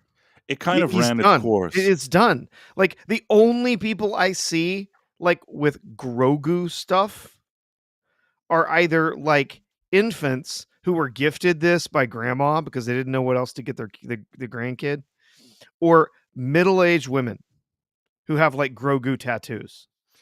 I'll tell you what, when the thing came out and they had a story to tell and he went with Luke, maybe there was something you could have done that would have like brought him into the lore in a way that you kind of still like or enjoy. But they kind of blew that. They really ruined it. The fact that like Luke put him on a like CGI Luke or whatever that was, Uncanny Valley Luke, put him on a sent him back to that lady, that annoying lady at the garage. He didn't even accompany him. He just like, oh, look, here you go. Like he put him into the ship and shipped him away. He like did an Uber, like a self-driving Uber. Do you know what I'm talking about? Like he sent him away. Yes. That was crazy. He's like, Grogu, you're not even serious about your training. And then he just Yeah. like gets rid of him. You just love the Mandalorian. So you can't you as a So 50-year-old infant, unfortunately, you can't separate yourself emotionally from the Mandalorian, so you've got to go back to him. Of course, we know that part of the storyline was just mandated by the marketing department. They just had to make that Of up course. so that they could put they could put Grogu back in the show, because they thought, oh no, we're losing our marketing gold. No, we need him. Of course, now, yeah, like I said, like this Christmas is at the at the store, and on the shelf over here, there's a whole bunch of Chia Pets. There's the classic, like sheep, and then there's Bob Ross. You can grow his crazy hair, and there's Grogu. There's a couple more. There's not one Grogu Chia Pet missing from the stack. Like, nobody's bought one. People agree. are buying all the other ones. There's 4 dozen Grogus just sitting right there. No one cares. Because it was sort of a temporary gimmick, and Yeah. like I said, it didn't pay off. If you would have had a story that at least like pays off at the end, maybe it would have had like more longevity. But the fact that they just kind of flushed that whole show down the toilet and made it so dumb and just ruined everything. Oh yeah, they I'm destroyed not it. saying that Grogu couldn't have worked as an idea, but their execution at the end and their key moments where they could have done something with him, they just blew it. So there's that movie, which I think is not going to make the kind of money that John Favreau is thinking. Not John, that Bob Iger is thinking. Avengers Doomsday. I also think, considering what they have to pay Robert Downey Jr. and the Russos right out the gate, so much money, and then just to make this movie, so much money. Now, keep in mind, Robert Downey Jr., who's also not looking or getting any younger, to be honest with you, Yep. he's stepping in here. It's not like you're saying, okay, you liked Iron Man. It's not like you're saying, okay, you liked Iron Man, you like Captain America, the real Captain America, like Steve Rogers, you like Spider-Man, you like Guardians of the Galaxy. We're making a movie with all of these characters and Thor and the Incredible Hulk, which I don't like Mark Ruffalo personally. I think he's a bad actor, but No. it's fine, whatever. You're doing all this stuff, and you're making like a proper Avengers movie with all these characters, which I don't know how they would, because they killed off Iron Man. But let's just say you were doing all this, you could somehow tease people by kind of pulling at their heartstrings, or doing some nostalgia or member berries. But for him to now be Doom, I don't know if anybody cares. You know what I mean? It's just he's not even the character that they know. He's a different character. They may not love that. Yep. They're gonna come in and go, wait, I thought he was Iron Man. Right, Let's- and that's the thing, that don't forget that Yeah. most of the people, we know what it means. We know Doom. I even, thanks to you, saw like the original Roger Corman Fantastic Four. uh, you know, I've seen the all the other versions of it. We know what this is all about, and I had some comics growing up with the Fantastic Four, so we really, really do know. I think that most normies have no idea what this means. They don't know anything. They're going to go in there. People are going to tell them Robert Downey Jr. is back, and they're going to sit there and say, what is this? What am I watching? Where are all the Avengers? Why is this called Avengers when there's no Avengers here? And I think that people are not going to get as excited as they think. It'll make more money than Thunderbolts. I'll give you that. It'll make more money than that. But I don't think it's going to make the kind of money that Disney thinks. No. They think, they genuinely believe that they're gonna open up with Doomsday, and that this is gonna make Endgame levels of money. And it is not. It is going not to gonna happen. make There it. is no way. It's not gonna make half that.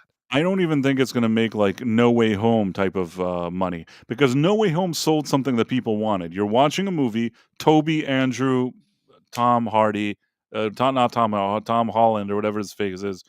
You're going to see them in a movie. That's why people went to see it. Toy Story 5, they should stop making those Toy Stories already. I think I saw 3 of them, and that was fine. The fourth one, I don't even think That's all you need to see is 3 of them. Yeah. I don't even think I bothered to watch the 4th one. Yeah. Oh, I don't even bother. The third one was fantastic, and an excellent ending to that series of films. The fourth one was totally unnecessary. The fifth one even more so. It's so strange. that that they choose to go this way. But yeah, they really think they're going to end up with No Way Home or end game levels of money, bringing in 800, bringing in $1 billion. There's no way. It is not going to happen. And then you have Bob Iger's final statement. That's quite a lineup, he said, adding, it's as strong as any slate that I've seen in a long time. Spoken like a true bureaucratic CEO that's just selling them a bridge, in my opinion. But it is what it is. That's what they're going for. I think this is all crap, and that's my opinion on it. Mm-hmm. By the way, let me see if I can find this. I don't know if you ever saw this. I think I did it, but hold on. Give me 1 second. Tell some jokes, Professor. Tell some jokes. What if I look at the chat here? Let's see what some people have to say. Elizabeth Quince was saying that looking at all the spelling errors, the grammatical errors in there, she was saying many Zers talk their articles into apps. Yes, a lot of them do use voice to text stuff instead of typing things out or writing it. Yeah, they do. I've seen it. There's a lot of that going on. Hey there, dude, bro, F 420. Cheers. Elizabeth Quince, I only get 2 dolls this Christmas. Okay. Let's see. What else we got going on here? I'm trying to see. Mars Monkey Max won't have anything to do with the comics. It's their story with their character's old comic crossover name. Yeah, that's Secret Wars, Doomsday. Both of those, they're all taken out. So is Brand New Day. Of course, why they would borrow the name of Brand New Day for their new Spider-Man movie when actual comic book fans kind of loathe Brand New Day. That's kind of a fascinating choice. But then, of course, they haven't read the comics, so they don't really care. Just as you said, they don't know. It's going to be their version of the story, and it's going to have nothing to do with what they saw in their own story, what they're guessing their story would be, and just slapping a comic book name on it because they think that's going to get recognition. Jeanette, Zootopia doesn't need a sequel. One was plenty. You're absolutely right. There's no reason for a Zootopia sequel. I don't even get what their story would be there. She also says, I need better Chinese food. Well, actually, no, I actually do. I usually order off of the special Chinese menu. I don't order the typical American sticky chicken, as we refer to it, where it's just some sort of fried chicken bits tossed in a sticky sugary sauce. I will more often order direct items off of the menu that's written in Chinese. Have to go through and find some of that stuff. Yeah. So I wanted to share this with you. Look at what I wrote on September 27th, 2019. If there was a Sony, Toby, Andrew, and Tom team-up movie, I would have bought a ticket. I promise you that. Oh, yeah. Basically, in 2019, and the reason I'm showing it is that, like, prior to any announcements, prior to any bullshit, this is the kind of stuff that you would find in my posts. I just found one. You would regularly see me posting this, back in the day when they were talking about these multiverses. I said, how do they make a movie like this? The reason I'm showing you that is that once they said that they're making Spider-Man No Way Home, and this is what people were kind of hoping they would see, even if you want to call it fan service, even if you want to call it member berries, it's good enough fan service and member berries that it got people out of their homes, even though they said, oh, they're not going because of the couve or whatever it is. Everybody went to the theater to see it. Nothing mattered, not the couve, not whatever. Everybody went to the theater to see this movie. At the height of the time that they said nobody would go see it, they made it. And it did what people, at the minimum of what people hoped it would do, and that's why it made money. Mm-hmm. It's not because of any kind of smart thing by Disney. They're not great. They didn't do anything like, fantastic there. They just kind of did the bare minimum, but it was such an idea. It was obvious that this was going to make money, Yep. So just putting that out there Get because throw those member berries in there, many as you can. Squeeze them all in there. The Price of Reason Live. I thought you were talking about Tom Connors at first. I don't know what he's saying. I don't really know. Oh, and instead of Tom Holland. Tom Holland, yeah. I said Tom Hardy, or then I said Tom Holland. Man, Tom Holland. I don't know what to tell you about him. I know he's all right, I guess, but man, I'm not a huge fan of his.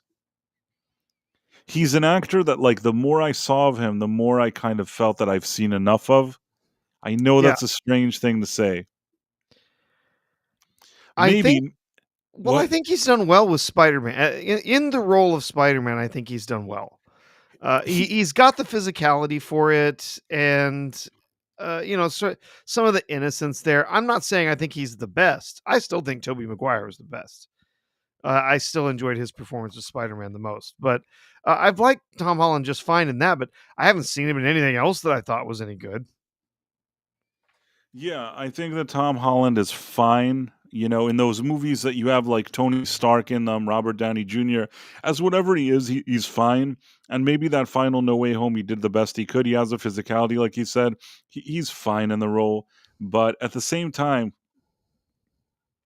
I don't like, I'm not his biggest fan. And I agree with you. Tobey Maguire, much better Spider-Man. And over the years, even though I think that the screenplays for his movies weren't very good, I even can accept Andrew Garfield in a way, a little more. The thing with Garfield is he was a bit too hipstery to be Peter Parker. I think that a guy that generally looks like more of a guy that the ladies like, and he's a bit more like hipster. I don't think that that's necessarily the best fit for Peter Parker.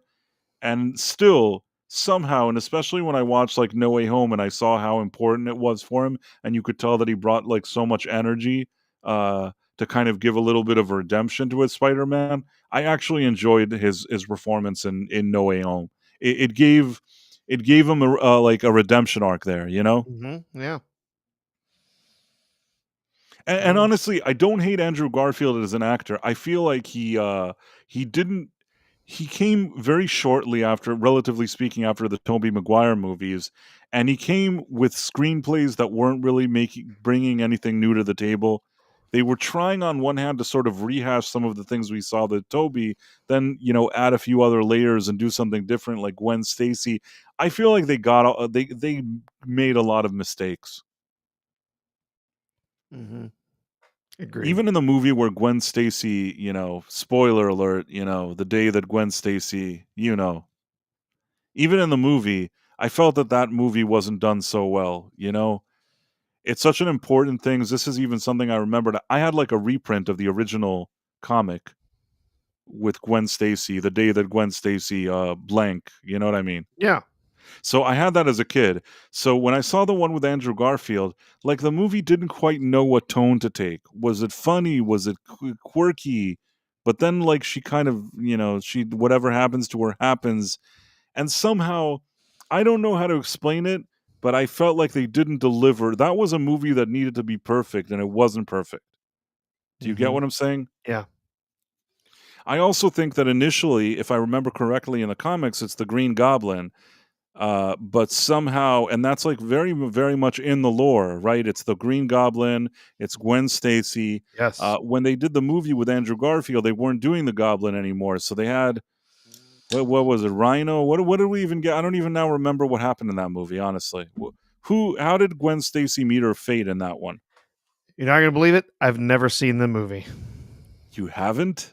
I hated him as Spider-Man, and I couldn't even make it through the. I understand. Well, I accept couldn't that. make it through one movie, much less two. Listen, I Uh, can't blame you. I I'm did telling not you that like. at the Yeah, time I wasn't enthusiastic.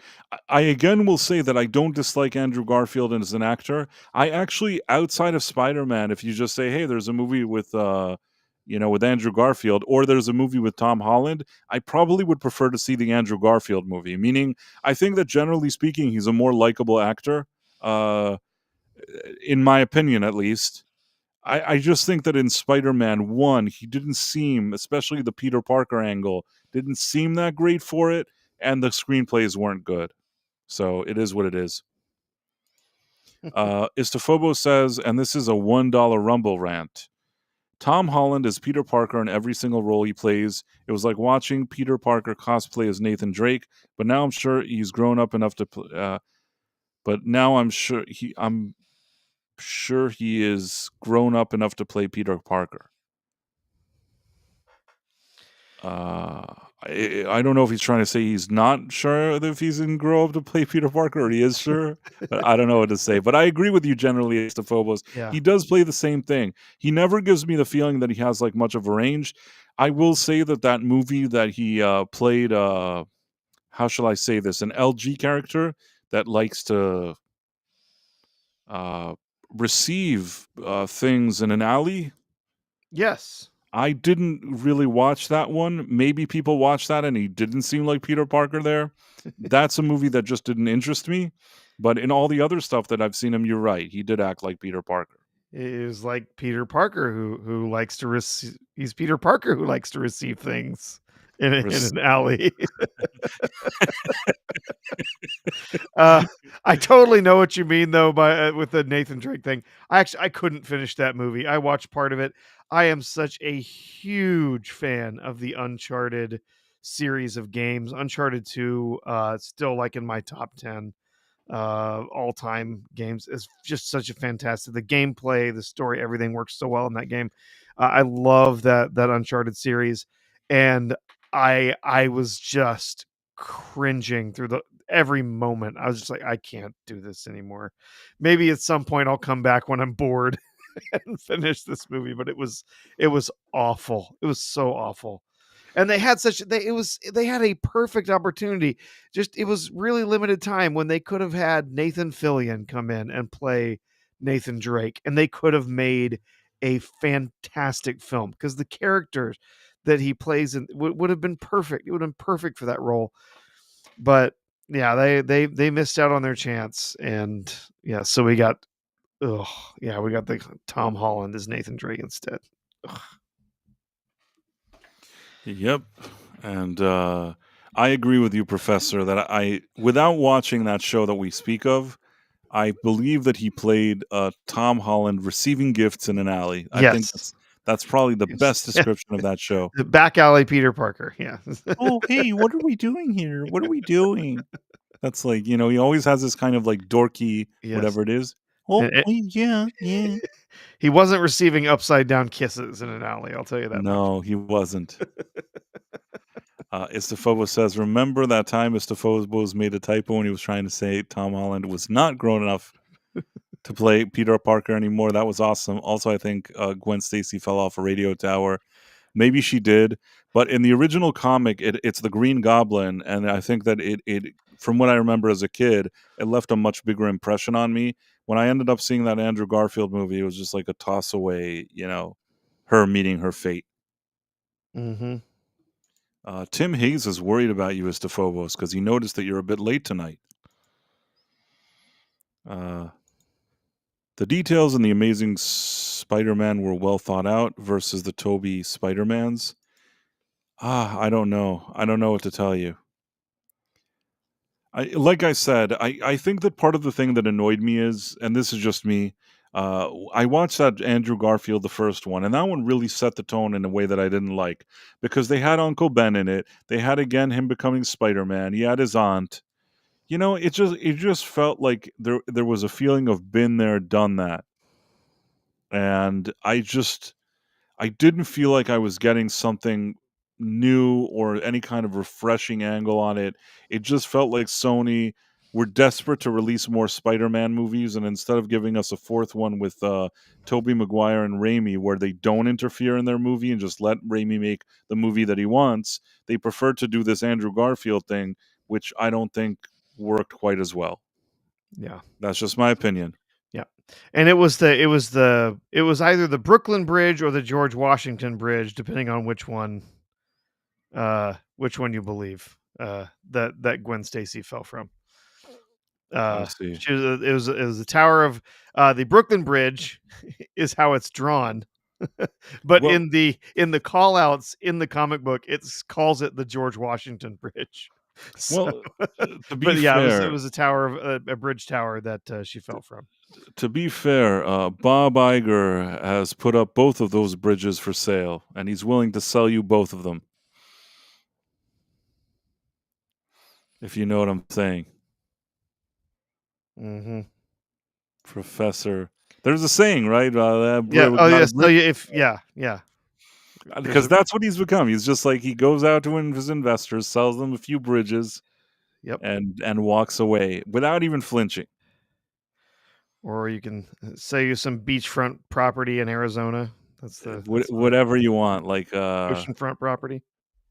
Exactly. That's the He's song. selling ice to the Eskimos. Yes. Uh, Tommy Boy sell like ketchup selling ketchup popsicles to a woman in white gloves. There you uh, Jamie Foxx did rock that role. You know, I don't know what to tell you. I like Jamie Foxx. I don't know how much I liked him in that role. Mr. Phobos, she did fall because Gigi pushed her in the movie. I don't remember any of this, but that's that. And now I think the final thing that we're kind of getting to here, and this is something that I think you probably have a lot of insight on. By the way, wherever you're watching this, if you're on Rumble, please make sure to follow us. And if you haven't signed up for the platform, you should. It's free. And then follow us and get notifications so that you're in the mix anytime we do a stream, because we love hanging out with you and want to do that again. In addition to that, if you're watching on any other platform like YouTube and maybe you're subscribed to my main channel and you're not sure, you think maybe this is the main channel, this is actually a live stream channel. So it would be cool if you could subscribe to this one too. This is my PBS moment. I mean, that's the minimum that we just ask. If it's possible, of course, if you're willing to, do a little kind of subscribe and some likes and things like that. That's the best, way you can support us. Of course, we also appreciate all the wonderful super chats and Rumble rants we got today from the likes of Istophobos and Mary White, of course, and the Dead Man. Always appreciate that. Hey, Rob Nutscoobla. Good to see you. He's got some oceanfront property in Arizona. From my front porch, you can see the sea. Good to know. Oh, yeah, it's an old country song. In the comics, the Country bridge Gwen died on was the Washington Bridge in New York. But wasn't it in the comics? Am I crazy for remembering that somehow this had something to do with the Green Goblin? Yeah. Oh no. It was the Green Goblin. Yeah, it was the Green Goblin. That was his Gwen primary Stacy. adversary at the time. Was the Green Goblin, Right, and it was called The Day That Gwen Stacy Died. That's what the comic Yep, is. I that's think the that, one. like, I vaguely remember maybe a lot of yellow being featured on that cover. It has like a very yellow feel to it. I could be wrong because I haven't looked at it in years, but let me see. Let me see if There you go, right there. it's here. Yep, sharing it with you. The Day Gwen Stacy Died. Look, I was The night Gwen Stacy died. So this is this is the issue 121. And then there's another 122 was the issue immediately after. And so it's Green Goblin abducts Peter's girlfriend Gwen Stacy, lures Spider-Man to a tower of either the Brooklyn Bridge as depicted in the art or the George Washington Bridge as given in the text. So it's called out on the page that it's the George Washington Bridge, but in the art it's actually the Brooklyn Bridge. So I see. But yeah, did I Goblin and impress Spider-Man you? clash. Goblin hurls Gwen off the bridge. Spider-Man shoots a web strand at her legs and catches her, and it pulls her up. He thinks he has saved her. However, he quickly realizes she is dead. Yes. So Did I impress you that I knew it was yellow? yeah, I vaguely remembered that cover as well. But yeah, the yellow didn't pop out for me. Yeah. I remember a bunch of faces. Remember that was part of it. But yeah, Yep. And that's I had like a the original. reprinted version of that for some reason. Oh yeah, I'm sure there were plenty of reprints of that. I'm sure. And this Very, is very this famous is what I story. especially remember. This image is the image that I absolutely remember. Let me see if I can share it. I wish Nick was watching. Mainly unimpress him because he doesn't think very much of me. I'm just kidding. This image, like, I'll always remember that. Mm-hmm. And they tried to recreate that in the movie, but man, it Yeah. didn't have the weight. Well, yeah, and if you see this originally in the original version of the comic, you'll notice he's got her leg, and then there's a little snap that's written down by her head, Yes. which was meant to imply that it was actually his rescuing her that caused her death. And some fans did not like that. That his actual saving of her was actually what killed her. So he was responsible for her death. So they sort of retconned that in some of the future comics to say, no, she was dead already. So I thought her neck snapped, but yeah, I mean, that's what's implied by the art. Yeah. Is that her neck was snapped by the Force from being stopped with the. he did the best he could. Yeah, it was a tough situation. I as a kid didn't blame him for it. I understood how she died, but I didn't. I understood that despite his best efforts, he, what can you do? It kind of didn't work out the way he planned. Yeah, they tried to do a version of that in Tobey Maguire's film, where there he has was to a choose. confrontation on the bridge. Yeah.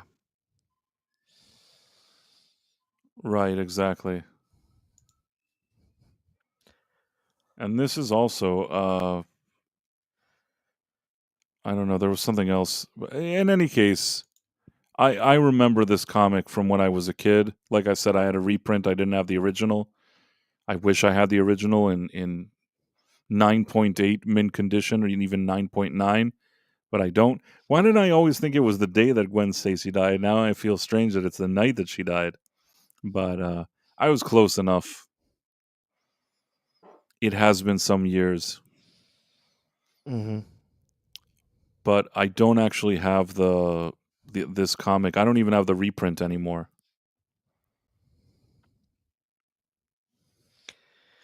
I ended up getting rid of a lot of my comics many years ago. Some of them I think that it just disappeared. Like, you grow up, you move from one place to another. There are certain things that I don't know where they are, and they may be, in some kind of attic somewhere or whatever you want to call it. They may still resurface, but not everything I have like immediately close to me that I can look at, which is unfortunate because I think some of the stuff I have is probably, some of it may be worth something. You know what I mean? Yeah. I was never a big comic collector. I had a handful of comics, and so when it was actually when I moved out from my parents' house when I was younger, I had a stack of stuff, and I kind of looked through it, and I was like, yeah, keep that one. Had a handful of ones that were on boards, they were bagged and boarded. But then, I had a handful of others. I was like, yeah, that one's kind of special. Or, oh, look, yeah, I have that whole series of this one or whatever. And so I held on to those. And then I had a whole bunch of other just random ones that I had a friend at the time who was a huge comic book collector. And I was like, dude, take them. He's like, are you kidding? Really? I'm like, I said, if there's anything in there worth any money, I'll split it with you. Half and half. He's like, okay, dude, so totally. And then like he looked through him, he's like, I made $25. Do you want any of it? I'm like, no, you can keep it. It's fine. Like, which one was worth the most? He's like, one of them was worth $3. I was like, okay, great. You $25. It's not worth my time. Just keep it. I don't care. I have a few comics that should be worth something, but again, Yeah. they're not like, Spider-Man #1. It's not the kind that are worth like a million. I do have a few interesting things, but Yeah, I've got one that was it was an X-Men series. They relaunched, redid or whatever. It's got big fold out covers or whatever. I've got a really good, really nice copy of one of those. And it's worth like I think it's worth like $45 or something. It's not worth a ton of money. oh, But I think I have like, a few that are worth like more than that, but again, not worth like the kind that those kinds that go on auctions and people walk away with millions, but more, let's say that I have a few in like the four figures. mhm, nice. I Yeah, mean, I don't have anything that's worth that much. again, it's not like you can retire with that, but at least like, I at least have that. I would have liked to have had something with like seven figures, even like five figures, but no, I don't have that. I have like, I think I have one that's like four figures and maybe a few that are like three figures. Yeah, I It is had what it is. It uh, is what it is. I don't even really care about that. It's like I really like just having those comics, but they're not really something, nobody's going to be oh yeah. retiring off of them. I had my friend. I said that friend who had uh, was a big time collector. His big one. He had an original giant size X-Men one from the 70s. Real famous book, and it was worth. I mean, this was many years ago. It was worth a couple $1,000s, and he was like, "I'm never giving this up. This is my retirement fund." Okay, sure. I hope it keeps getting more valuable. Yeah, I mean, It might be worth 3 or 4,000 now, might be twice that, but it's not retirement money. it's not retirement money. No, I mean, first of all, you want to have it like graded, very high grading and all that stuff and preserved. Yeah. And then, maybe under certain circumstances, if you wait long enough. But man, the one that I have is like decades already old. And it's not like, four figures is nice, but it's not like, you know what I'm saying? Like, it's not something that, it's not even that I could sell it and buy a car or something. You know what I mean? It's not like there's very little. Maybe like I could sell it and buy like, go on a trip somewhere. You know what I mean? Like a vacation at best. Mhm. Also, not like around the world vacation or anything, you know what I mean? There's probably like I don't know if it would like cover a bill to like go to Japan or anything. Probably not. It would cover like if I went to wherever you're at and like stayed at like a Best Western. It would cover my flight and like the I don't know, Motel 6, like, if we can find one in your area. I think you overestimate how much the cost of living is here. Probably one of your three-figure ones My would be three figure. more than enough. Well, maybe, but I don't know. I have no idea. But do you have like those kind of Best Western or like, Oh, yeah, Motel we 6? got all that stuff, yeah. I mean, it's a college towns full of hotels and motels because you always have people showing up who are staying for football, basketball, whatever. Right. So yeah, we've got all those Motel 6. We even got the local hourly hotels, if you know what I mean. Yes, I think I know what you mean. We got some of those in some shadier corners of town.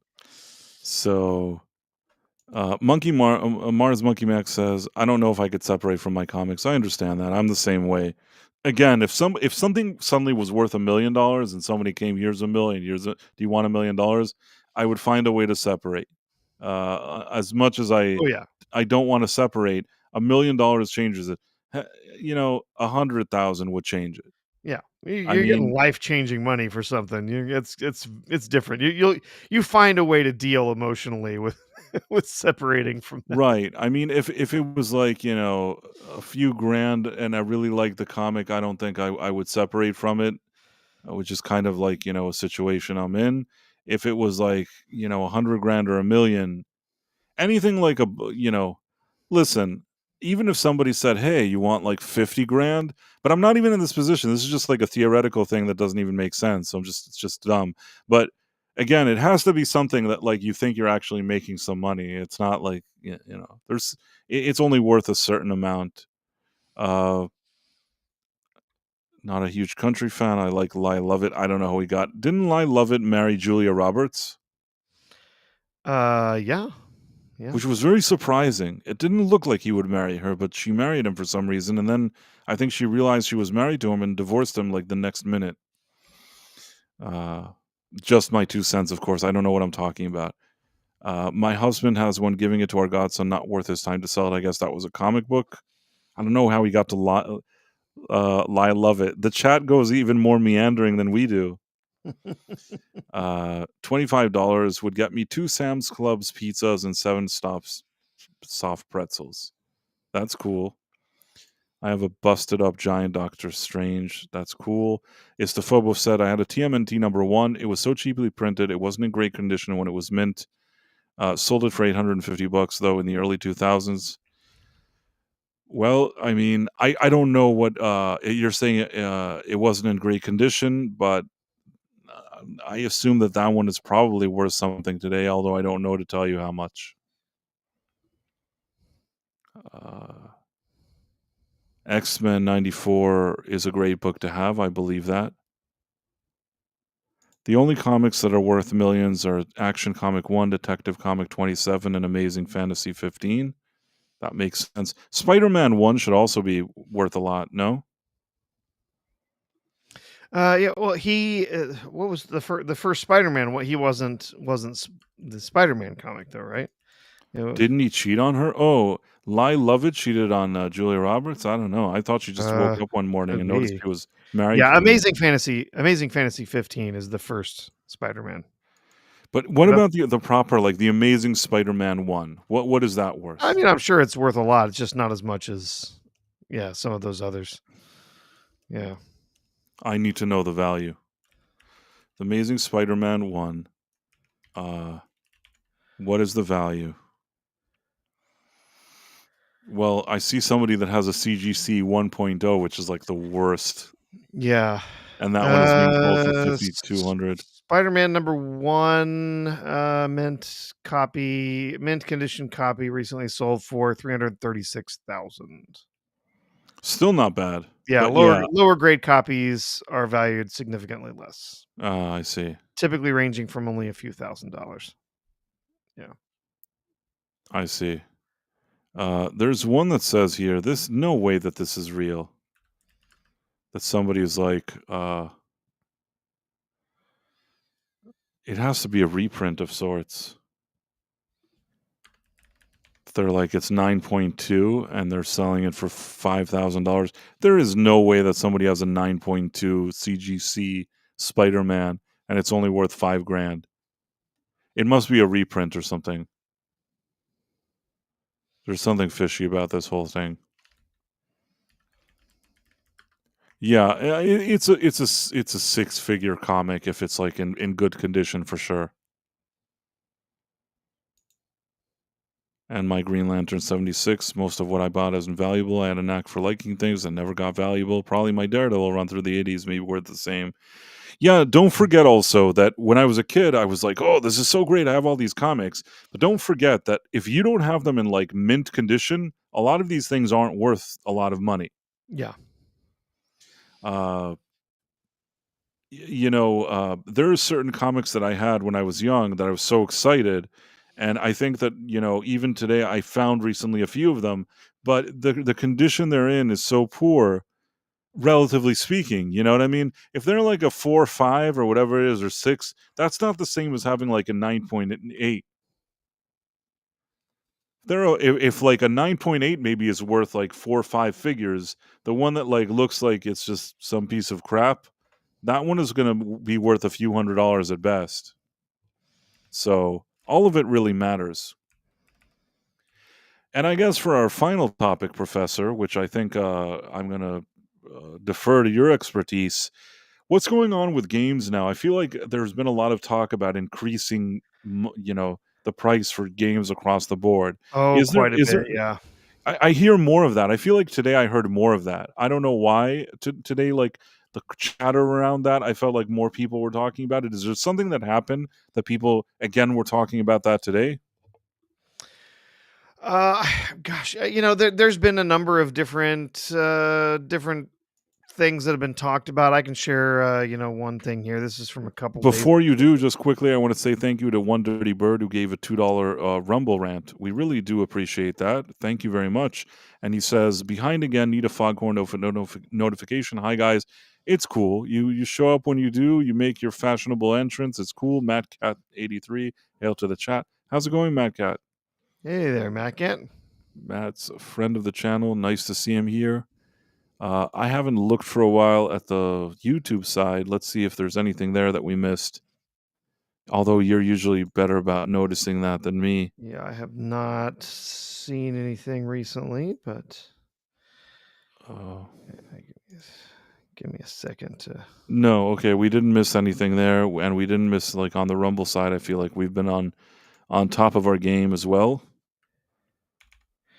So yeah, one of the things that's been talked about. Obviously, we have the Nintendo Switch that's going to be coming out this summer, and they announced pretty early on, along with that the first party titles at least are typically going to be priced at $80.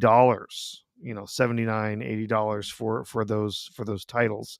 And so a lot of people got very, very upset about that. And so that has opened the door now to everybody else raising their prices, which is fantastic.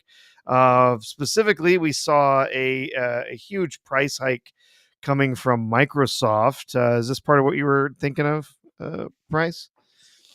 Because yes, yeah, that's exactly what I was so thinking. yeah, about. the Microsoft Xbox, as they say here on Park Place, Microsoft and Xbox just tossed gasoline on the fire.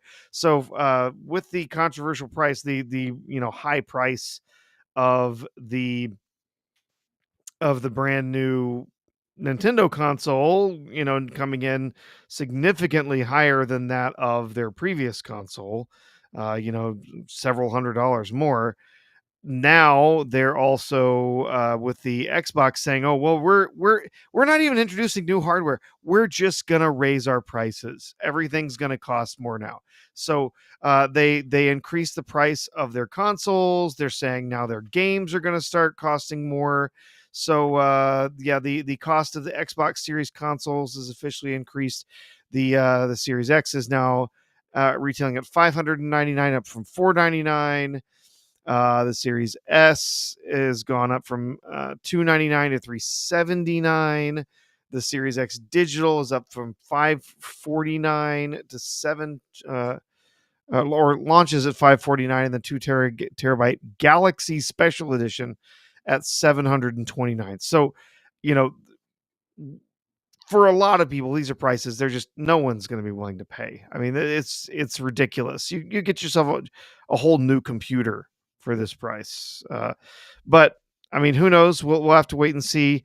Yeah, they're saying now that even like the cost of their controllers and stuff is climbing, and they're going to be charging significantly more. Now, yes, Nintendo, kind of got this started.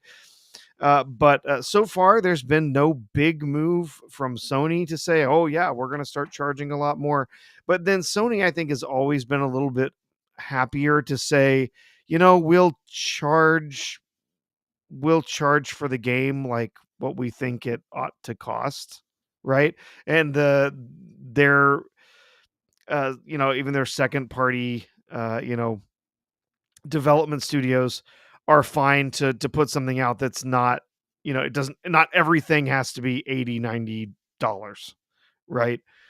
There's been a few. I saw a title the other day. I was like, oh look, there's a new new version of that coming out, and I was like, oh, it's listed at $59. That's even that's $10 cheaper than a lot of new titles that are coming out. Saw another one the other day that was listed for $49. So it's like, yeah, there's still deals to be had there. And I think that the interesting thing, the frustrating thing that's been coming out as well. Is not only is Microsoft, Nintendo, they're wanting to charge more. Microsoft especially is now saying they want to find ways to start ramming ads into your games, like unskippable ads. Price, like let's say that you're playing your game of Black Myth Wukong or whatever, and then you get to you get to your the next level or this next section that you're playing through, and it stops for a load screen for a minute, and before you can move on to play the next area, you have to watch an entire ad for Axe body spray or something. That sounds awful. And you're playing through your multiplayer, whatever it is, game, maybe not Fortnite, but something like that, right? You're playing some game, and then as you're going along, your match starts to load up, and then you have to sit through 2 ads. And if you decide to skip an ad, it skips that one, but it plays another ad in its place, and you got to watch all the way through those ads before you can start your match. Or if you watch the ads, you get some sort of boost in the multiplayer match coming up, where if you skip them, you don't get the boost, and so now you've got to sit and watch the ads, or you're going to be at a disadvantage in the next match, right? I feel like I've had like cell phone games, like just dumb games, like those kind of Angry Birds or whatever back in the day. I feel like they used to do these kind of tricks, yeah, and I never liked it. yeah, oh yeah, they're doing anything they can. I mean, it's just like all the streaming services now, where we used to be like, okay, here's the deal, we'll pay for our streaming service, but the deal is that we're paying them so we don't have to watch ads. And now they say, well, no, you're paying us, but you still have to watch ads. If you want to not watch ads, you have to pay us 3 times as much. And it's gotten absurd, so that now we're just crammed with ads left and right. It's just ever present, and yeah, they want to start ramming this stuff into games everywhere. Just there's going to be ads playing on the billboards in your soccer game, and there's going to be ads playing in between, and then the announcers are going to come in, and the announcers are going to do ads between plays, and it's just, God, so much. It'll be like Amazing Discoveries, but in a game. Yeah, exactly. Yeah. Just to bring back everything that we've talked about. See, we seem like we're meandering. Just bringing it all the way around. There's a plan. I'm like Bob Iger. There's a plan. There's a plan. This just happened randomly. Let's see. Phantom Monk over on Rumble said it would be fine if the new games worked. Yeah. Honestly, I don't particularly for a top tier title, I don't see a problem with the $80 price. Yeah, it's a little, it hurts to see, oh geez, now we're paying $79 a game. If you go back into the 1990s, there were top tier titles that cost more than that in $1990. You know what I mean? But at the same time, we were getting a physical cartridge in a nicely designed box with a manual and everything. Like, you were actually like getting something, right? You weren't just getting a license to play a game for as long as you maintain a subscription or something, right? Now it's like you're not actually getting anything. You're paying them for a license to play a game that they can just take away from you anytime they want. And I'm not really particularly jazzed about that. So, and then also the digital rights management stuff is also just such a mess too. Like, you can't resell that, right? I can't, if I paid $80 for this digital game on my Xbox, I can't take that and then sell that digital copy to someone else. I'm stuck with it. Right. And then you also have the likes of Nintendo that now has decided they're never going to really put stuff on sale. Like, occasionally they'll put some maybe second party titles they'll put on sale, but they're not going to do, they used to do like, Nintendo classics and stuff like that, where like they'd put out, Ocarina of Time on the N64. And then a year later, they have like a N64 Classics version or whatever that comes out, and instead of being the $70 or $60 or whatever, they put it out and it's $19.99 because they figure, you know what, we got all the people who wanted to play this. We got all the whales who are going to pay full price, and so we'll go out there and we'll give a discounted version. This game of the year version, classic version, whatever, for people to play. And now there is just like, nope, we're never going to lower the price of our games. They're always going to be the top tier, most expensive version. We're never going to do like a compiled version that has the bonuses, the extras in it or anything like that. So all the DLC always remains DLC and you always have to pay extra for it, even to the point of where Nintendo's saying, oh, well, yeah, maybe you liked Tears of the Kingdom or you like Breath of the Wild. If you come over and you want to play that on Switch too, that's awesome. You have to buy it again, or you have to pay for an upgrade, and then you got to buy your DLC again. That's really Right? annoying. It's That's really annoying. it's absurd, and it's just greed. As someone said, it's pure greed. Istophobos says, because of the addictive nature of gaming, companies have learned to treat their customers like crickets. Yeah. I don't know if that's a word that'll get flagged or Yeah. not, so I found a new Yeah. way to describe it. Yeah. But by the way, I want to say this, and this is just me. I still love the first Zelda game, The Legend of Zelda. That's probably my favorite Oh, Zelda. most all of the Zelda games have been masterpieces. I know, but I think most people think, fantastic. oh, that first one is primitive and stupid. No, it's I good. love that Oh, first it's one. so good. Yeah. Why didn't they never make like a better graphic version of the first one? Like they're always doing all like these an kind like an upgraded version of that one? yeah, Yeah, like a there's cool never been a remake cool of that. remastering of the first one. Yeah. I still think that it's a great game. Also, The Adventure of Link, I would also like to see a remaster of that. That's just me, though. I know maybe it's not for everybody, but those early games, maybe they just have some like sentimental meaning for me, but I really like those early games. Yeah.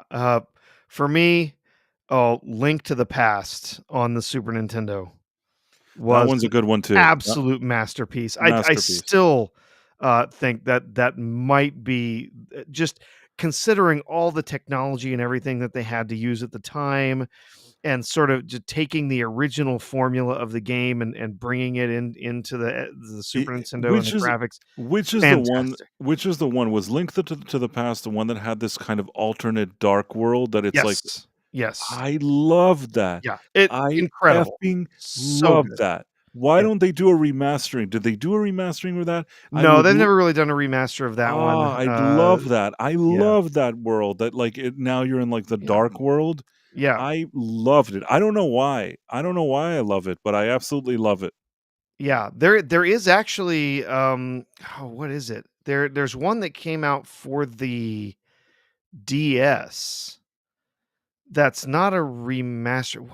What was the name of that one? Which was it- the one in Nintendo? I think 64 was sort of a 3-dimensional one.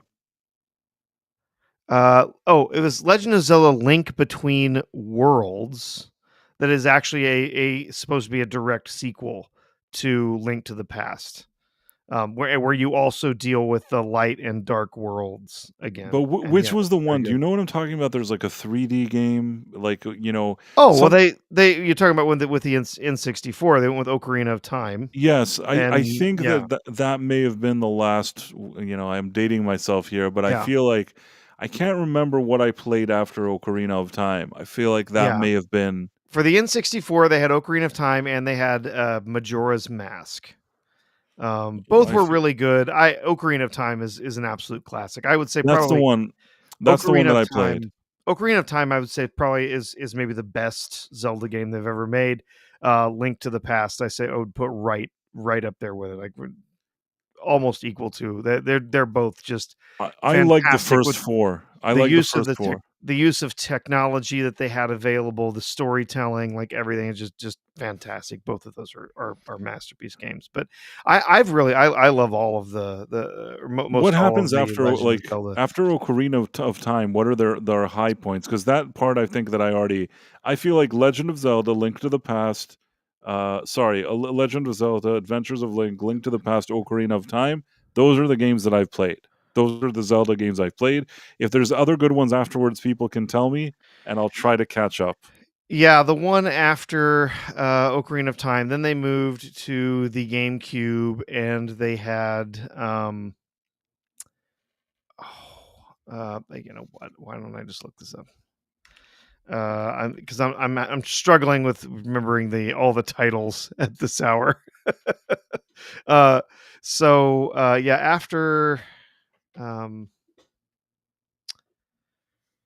that, yeah, there was Wind Waker. Was the next one. That one, that one was divisive because Never played it. it was when they changed the style of everything and a lot of people called it toon, like cartoon. They went with a cell shaded look with Wind Waker, and then after that was the Twilight Princess. Haven't played it. Where you transform into a wolf for part of the game. That one was for GameCube and Wii, and then after that was Skyward Sword. If I remember I correctly. guess I've fallen behind. All those Yeah, other that was ones. Ocarina of Time. Yeah, That was the last one I played. Skyward Sword, and then there were a whole bunch of other ones that were all on like the DS and Game Boy Advance and stuff like that. So there was Link's Awakening, which was done with almost the exact same style as Link to the Past, which was really fun. That was on Game Boy, wasn't That was it? a Game Boy one. I remember that It was one, yeah. fantastic. Yeah, they did do a remake of that one on the Switch. Then there was Oracle of Seasons, Oracle of Ages. I'm trying to remember what were some of the others. Oh yeah, then they had some on the DS, Phantom Hourglass, Spirit Tracks. I've actually never played either of those. I've heard they're good, but I just I at the time those came out, I wasn't really playing a lot of stuff. And then the more recent ones were the ones for the Nintendo Switch, which were Breath of the Wild and Tears of the Kingdom, with the full open world style games. Very, very, very different style. Phantom Monk says I still have my gold Zelda for NES. Yeah, the gold cartridge was. I do. I have. I've got mine. I've got mine also. I have like a complete in box. I think like Link. This is Adventures of Link NES thing. Oh yeah. It's not sealed though. Yeah. Sealed, factory sealed, and in mint condition are worth like thousands. Yeah. I have like not factory sealed, but the box I guess is in good condition relatively. Yeah. But again, that's at best a few $100s. Yeah, I have a collector's edition Ocarina of Time. It had the gold cartridge and had a special box. It wasn't lenticular. It was like a sealed. Chrome, you have it sealed? Oh no, it's not sealed. I just still have the box and manual and everything that went with I wish I had sealed games. Yeah. Those things. Gosh. How did I not get sealed games? And how did you I wanted to play them? If I would have known how much money they'd be worth, some of these things, I would have like asked my parents to get me 2 of them. Which would have never happened. I could have never sold this idea. I'm not Bob Iger. I couldn't have told them, listen, get me 2 of them. One we're going to pack in a store somewhere, and the other one I'm going to play, and let's forget about the other one and talk to me in like a few decades. Yeah. Never would have worked. Someone's there mentioned the games for the Twilight Princess and Skyward Sword on the Wii. Yeah, I barely made it through those games. In fact, I never finished Skyward Sword. I bought the HD upgrade for the Switch and never got through it. That's kind of on my list maybe for this summer. But I hated the motion controls. They were so inaccurate, and I got tired of waving my arm around trying to get it to swing the sword exactly the way I wanted it to. It was infuriating. But yeah, I very much enjoyed the games, the newer ones for the Switch, the Breath of the Wild and Tears of the Kingdom.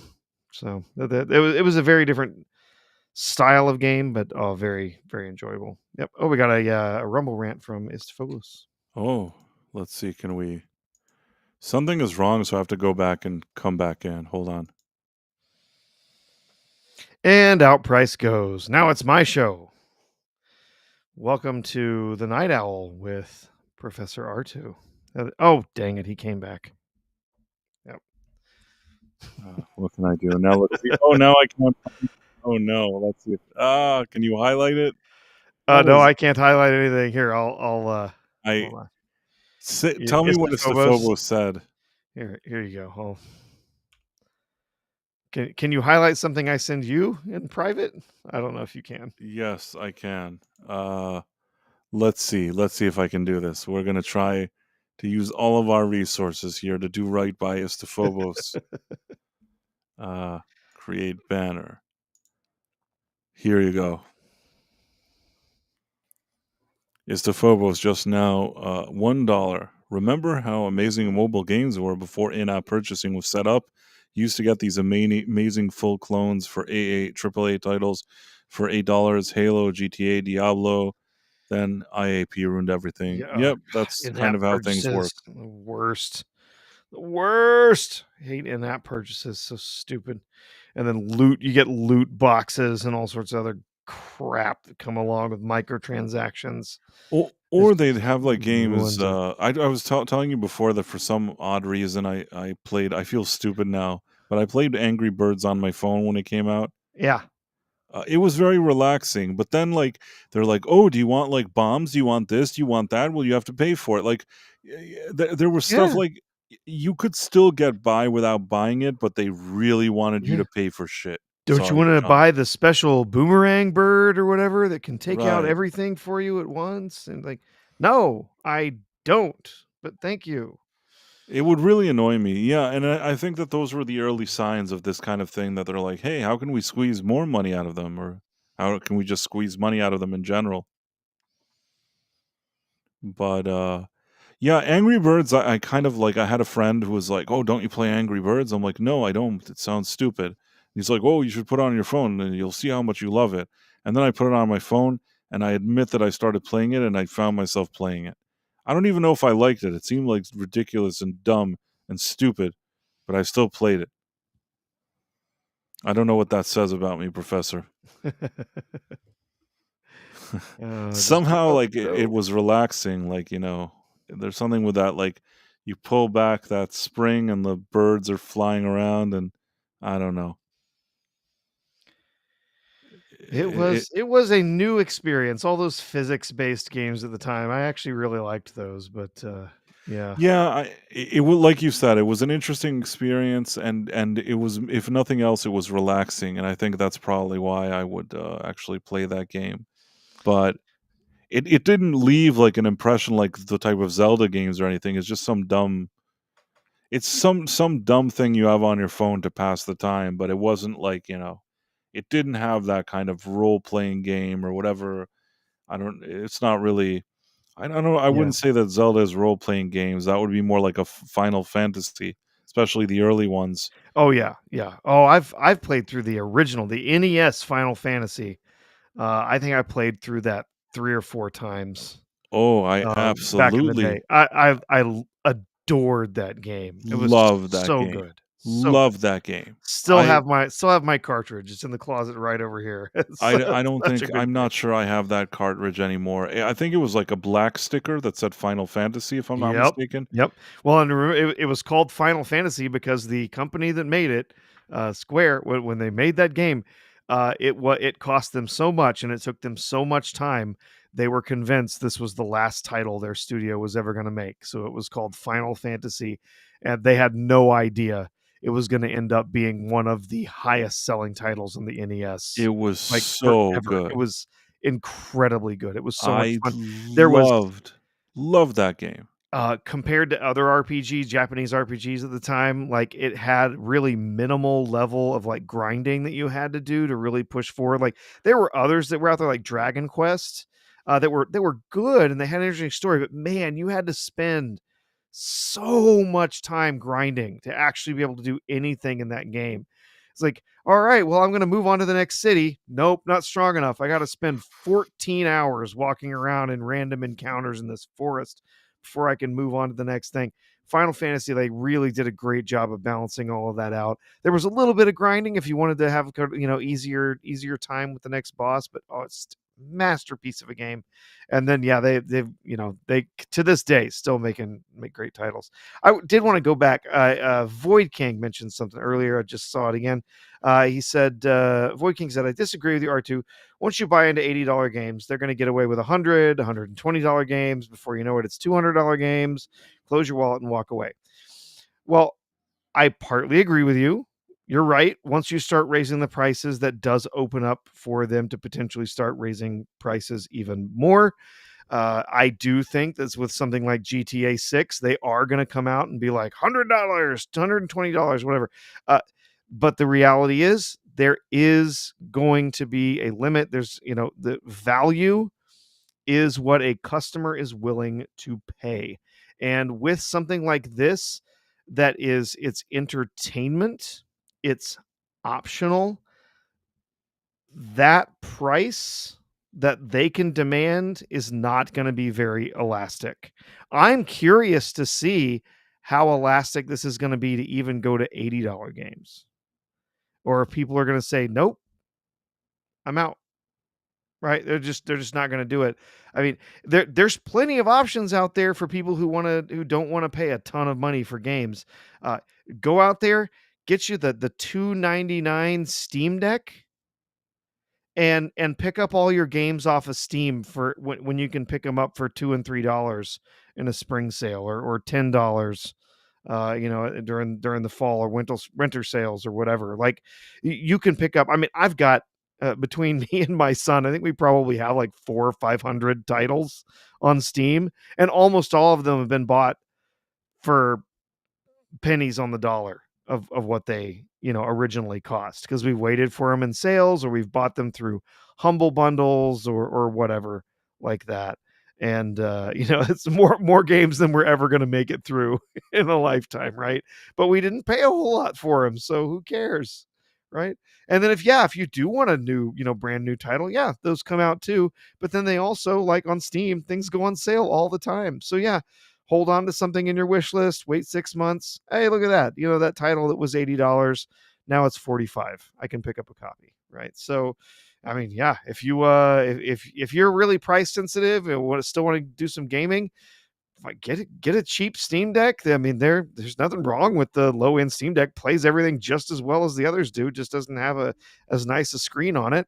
And there's tons of classic titles out there that run brilliantly on that system. I just recently played through Batman Arkham Origins. I had never actually played all the way through that one from the Arkham series of Batman games. Picked it up, played on there. Runs perfect. Runs better than on an original system, like a PS3 back in the day. And it's a great experience. So if you're real price sensitive, and I think there's a lot of people out there, then that's the way to go. Absolutely. My mic just came loose. Jeanette says, I loved Candy Crush until I began spending money on it after they changed it. Candy Crush, it's like I can see why people kind of got addicted to it, but it never grabbed me in that way that I felt I have to sit around and play it all the time. Yeah. It's like we were talking about Final Fantasy. Like I love the early Final Fantasy titles for the NES and then for the Super Nintendo. But I loved Final Fantasy on NES. There was something that there was like an airship that you're on a ship. Yeah. I loved that stupid airship. I loved it. Yeah. Just letting you know, I haven't revisited that game in many years. Zelda's throughout the years I actually revisited.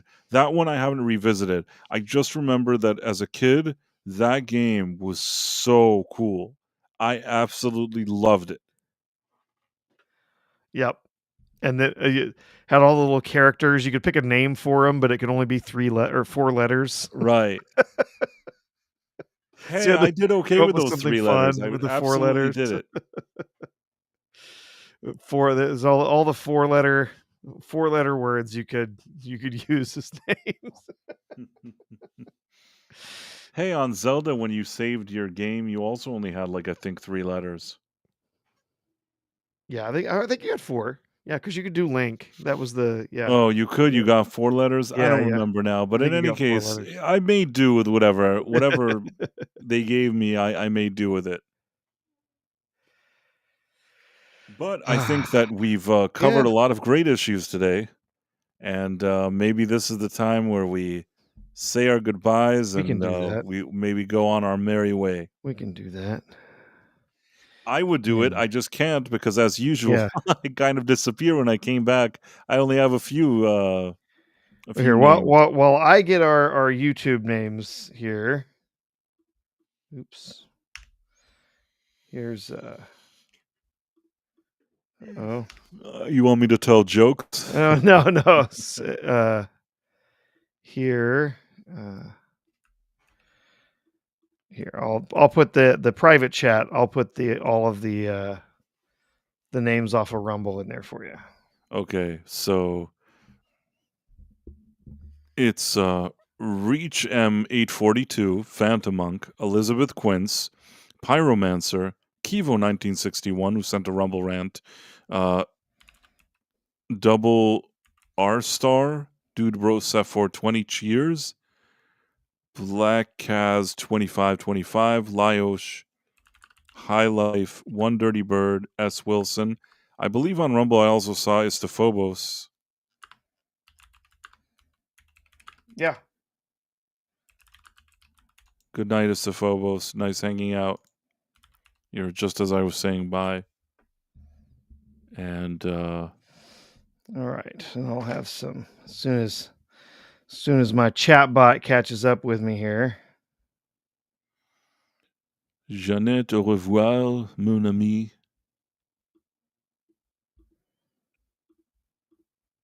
Oh no. Jeannette, tu es très jolie. Je ne parle pas français bien. C'est un magnétophone. Try again here. My chat bot is not cooperating.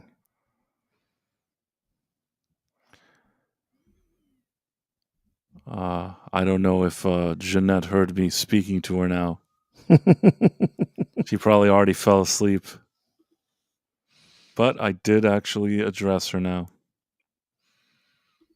I did my best, Jeanette.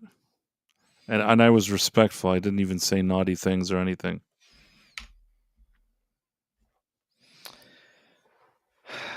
Oh no. What happened? Oh no, the chat bot's just like locked up. It's not looking at my In the meantime, did you see what happened with Smokey Robinson? I heard we found out that he was not such a nice guy. I mean, again, sometimes when you have a situation like that, unfortunately, if this was like 10, 15 years ago, I'd be like 100% accepting of what I'm told. And like, I wouldn't even think to ask any questions. In 2025, though, I'm always sort of, I don't know how to feel. You tend to think when there's a number of people coming forward that usually where there's smoke, there's fire. There are some questions I have though about it that are reasonable questions to ask. Yes, but it's very hard to get into a conversation like this. All I'll say is that whatever the case may be, and if there is truth to this, which let's just say like maybe where there's smoke, there's fire. Really sad because Smokey Robinson is another one of those examples for a guy that really paved the way for people. yeah, It's another one of those like kind of Cosby situations. Although I think that Cosby may have been considered worse, it's another one of those type of situations, which is a shame because these are people that were very talented and actually, did so many positive things, but somehow these other type of things kind of, it's hard for that not to affect their legacy. Yeah. So you're saying that where there's Smokey Robinson, there's Fire Robinson? Absolutely. Where there's Smokey Robinson, there's Fire Robinson for sure. That's All a right. good way to I put it, finally got a Professor. list of names here, so let's get to it. Finally, you got. Yeah, You, it you, did, you, finally. did, you didn't have names, so I brought up Smokey Yes, Robinson. no, What that's could I fine. do? It finally went through in process for I us. punished you and the audience for not finding the names, and you had to hear about Smokey Robinson, who engaged in extra curricular activities with his housekeepers. Yes. That sounds like that was the case, but yeah, you never know. Sometimes there's a lot more or there's less to these accusations than we actually think there might be. But let's see. Let's shout out some friends of ours in the chat tonight over on YouTube. So FKHC 2005, Yidis, Tex Rogers, Mary White, and thank you again, Mary White, for all of those gifted memberships. Very, very kind. Smilex, Caleb Levine. Wait, this is very important. Hold Yes. on.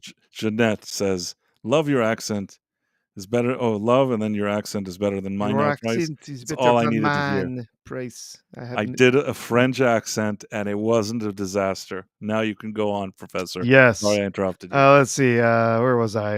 Smilex, Caleb Levine, Jonathan Conroy, Mur Rockstro, and thank you for the gift, Mur Rockstro. DJ Play Nice, Kelly Hans, Marla Sherendorf, The Dead Man. And again, thank you for the super chats, Dead Man. Marks 47, Mars, Monkey Max, Tim Hayes, Ace Hanlon, Adam Gray, Tenacious D Ick. I think that's how you pronounce it, Tenacious D Ick. We also have a 4 fingers, 1 thumb in the bum. Nice name. Barbara Lawrence, hey there, Babs.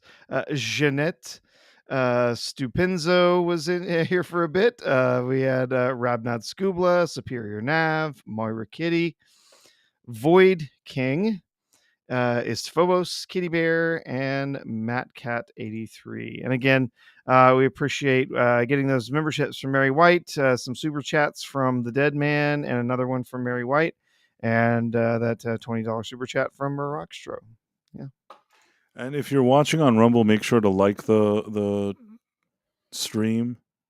If you haven't already subscribed or followed or whatever it is, you should do that. That's also true if you're on YouTube or anywhere else. Make sure you're subscribed and you do a like and all that good stuff. Absolutely. Yes. And I guess on that all note, of those things. Yep. Tim Hayes says, I told you Spoke is a sexy voice dude at Price of Reason Live. I don't understand. I think he's just saying you have a sexy voice. I think so. I hope that's what he meant. Although I'm not sure why he's saying that, but he has a right to his own opinion, I suppose. I think he was saying you had with your French accent, you were especially the French. Rob Altus says I'm lurking. It's nice to know that we have a few lurkers. Hey, Rob Altus. The sexy voice. Oh, I impressed people with the French. Thanks for lurking. It's the first time that I spoke French. I really don't speak any language as well. I just, I know a little bit here and there, and I can get by, when you were speaking French to Jeanette. Oh, okay. Well, I'll try to do more of that then. I wish I remembered more French. I feel like I used to know a little better. Now I don't really know, but I tried my best. Since we talk about stupid stories, I'll tell you this one thing, and then we can go. Once I was in New York in a subway, and there was like a really long line. You know how you need to buy a ticket to get on the train or whatever it is? Mm-hmm. So there was a really long line, and everybody's in a hurry, and everybody wants this line to already be done with. And the reason why the line wasn't moving is that there was like a French guy at the start of the line, and I don't know what was wrong. He didn't understand how to buy his ticket or something. I don't know how it works in France, but he doesn't understand when to put his card in and how to do it. And I was in a hurry, so I walked up to the front of the line, saw the guy, and then like quickly, even though like I feel like I don't speak French well and I don't really speak to anybody and I barely remembered it, and I studied it many years earlier, suddenly in those moments you suddenly like you rise above what you're able to do. And I was able to actually explain to him in French what he's doing wrong with his card, when to put it in, what his mistakes are. And like I was like really bossing him around, telling him, do this, put it in, and like put the card in, do this, like press that. And like I'm telling him all this shit, and he 100% was listening to me, doing like everything I said. And he said like he said like tu parles français or whatever it is. Like he was like saying, you speak French. I'm like no, I don't speak anything. I don't know anything. Like I'll see you later. Like I don't know how it came out because I was in such a hurry. I managed to somehow remember how to tell him to do things because I needed him to already do it so I could not be late. You know what I'm saying? I don't know if you get what I'm trying to say. That No, yeah, like it's just like in the moment, like you just somehow like you're like, oh yeah, I think I remember a little bit about that, like how to say whatever. And really, if I became laser focused, I really feel like I was like the guy in Limitless. Suddenly, like all the circuits were all like connecting. I knew how to explain to him. I told him that he has to like. I told him in French that he now has to put his credit card like at this moment, like to put it in there. But I said it to him in French, and he actually understood it. And if you would have told me like a few minutes earlier how to say all that, I don't even know if I would have even thought it. Like it was almost like a natural instinct because I was running late. So somebody wrote adrenaline French. Yes, that's pretty much what it was. But it's nice to know that like when push comes to shove, you suddenly remember something. So And then he I says, thought, oui, merci beaucoup. and he genuinely like more than anything, beyond the fact that he finally bought his ticket and the line could move forward, he was genuinely like happy and like comforted that I was speaking in French, not realizing that I don't even know what I'm doing. I just need him to go already. You're like, I am in a hurry. I get out of my way. Oh, okay, you're speaking French. I'm just gonna code switch automatically over and just start speaking. I feel French. like the second he bought his ticket and the line was moving forward, I couldn't even remember enough French to even answer whatever he was saying. Like all I could do was like collect all of my energy to make sure to explain to him what he was doing wrong so he could buy the ticket and go away. That's like the best I could do. I was able to tell him that I forgot how to speak French, so that he understood and left me alone. Like I said that in French. It's always good to know English. You know, I'm not trying to be a dick or anything, but if you're like in America, it's good to know some English. Just throwing that out there. Tim Hayes says you saved your ass. Yeah, that's exactly what I did. I was being rude. Yes, he believed that I was one of him. I was even rude. Anyhow, most people just remember how to say like curse words. That's all they really remember, I guess. Anyhow, that was the final little lore that I threw in there, and now we can all be on our way. I want to thank everybody for hanging out with us. Also, thank Professor R2 for hanging out here. Professor, you're now a frequent flyer over at B-Roll, and if you want to plug that or tell people about it or anything, you should totally do that now. Well, yeah, we'll be joining Adam and Babs and Smilex and Jethro over on B-Sides tomorrow night. That's at 6 p.m. Pacific, 8 p.m. Central, 9 p.m. Eastern, whatever the hell Mountain is. No one lives in Mountain Time anyway. It's fine. They don't really. I don't know anybody. I think that I think Matt Cat might live in Mountain Time. But oh, sorry, Matt. Except for Matt Cat, of course. No, present company excluded. There's a few of them in there, weirdos. But anyway, yeah, we'll be doing that on Friday night, and everyone come over if you enjoy a little Mystery Science Theater riffing on a crummy movie. Come on over and hang out. It'll be fun. Otherwise, yeah, not too much going on. busy time of year for me, so I'm spending most of my free time is completely consumed with grading papers, so that we can get through this semester and be done. See Stephen Mack in the house. Anyhow, Oh, Matt Katz Eastern. No, I was wrong. Oh, okay. Anyhow, this is a good time to sign off. So we'll see you guys next time, which would be Tuesday, 11:45 p.m. every Tuesday and Thursday, 11:45 p.m. Eastern, not Mountain. And that's here on the Night Owl, and we'll see you then. Bye. Take care.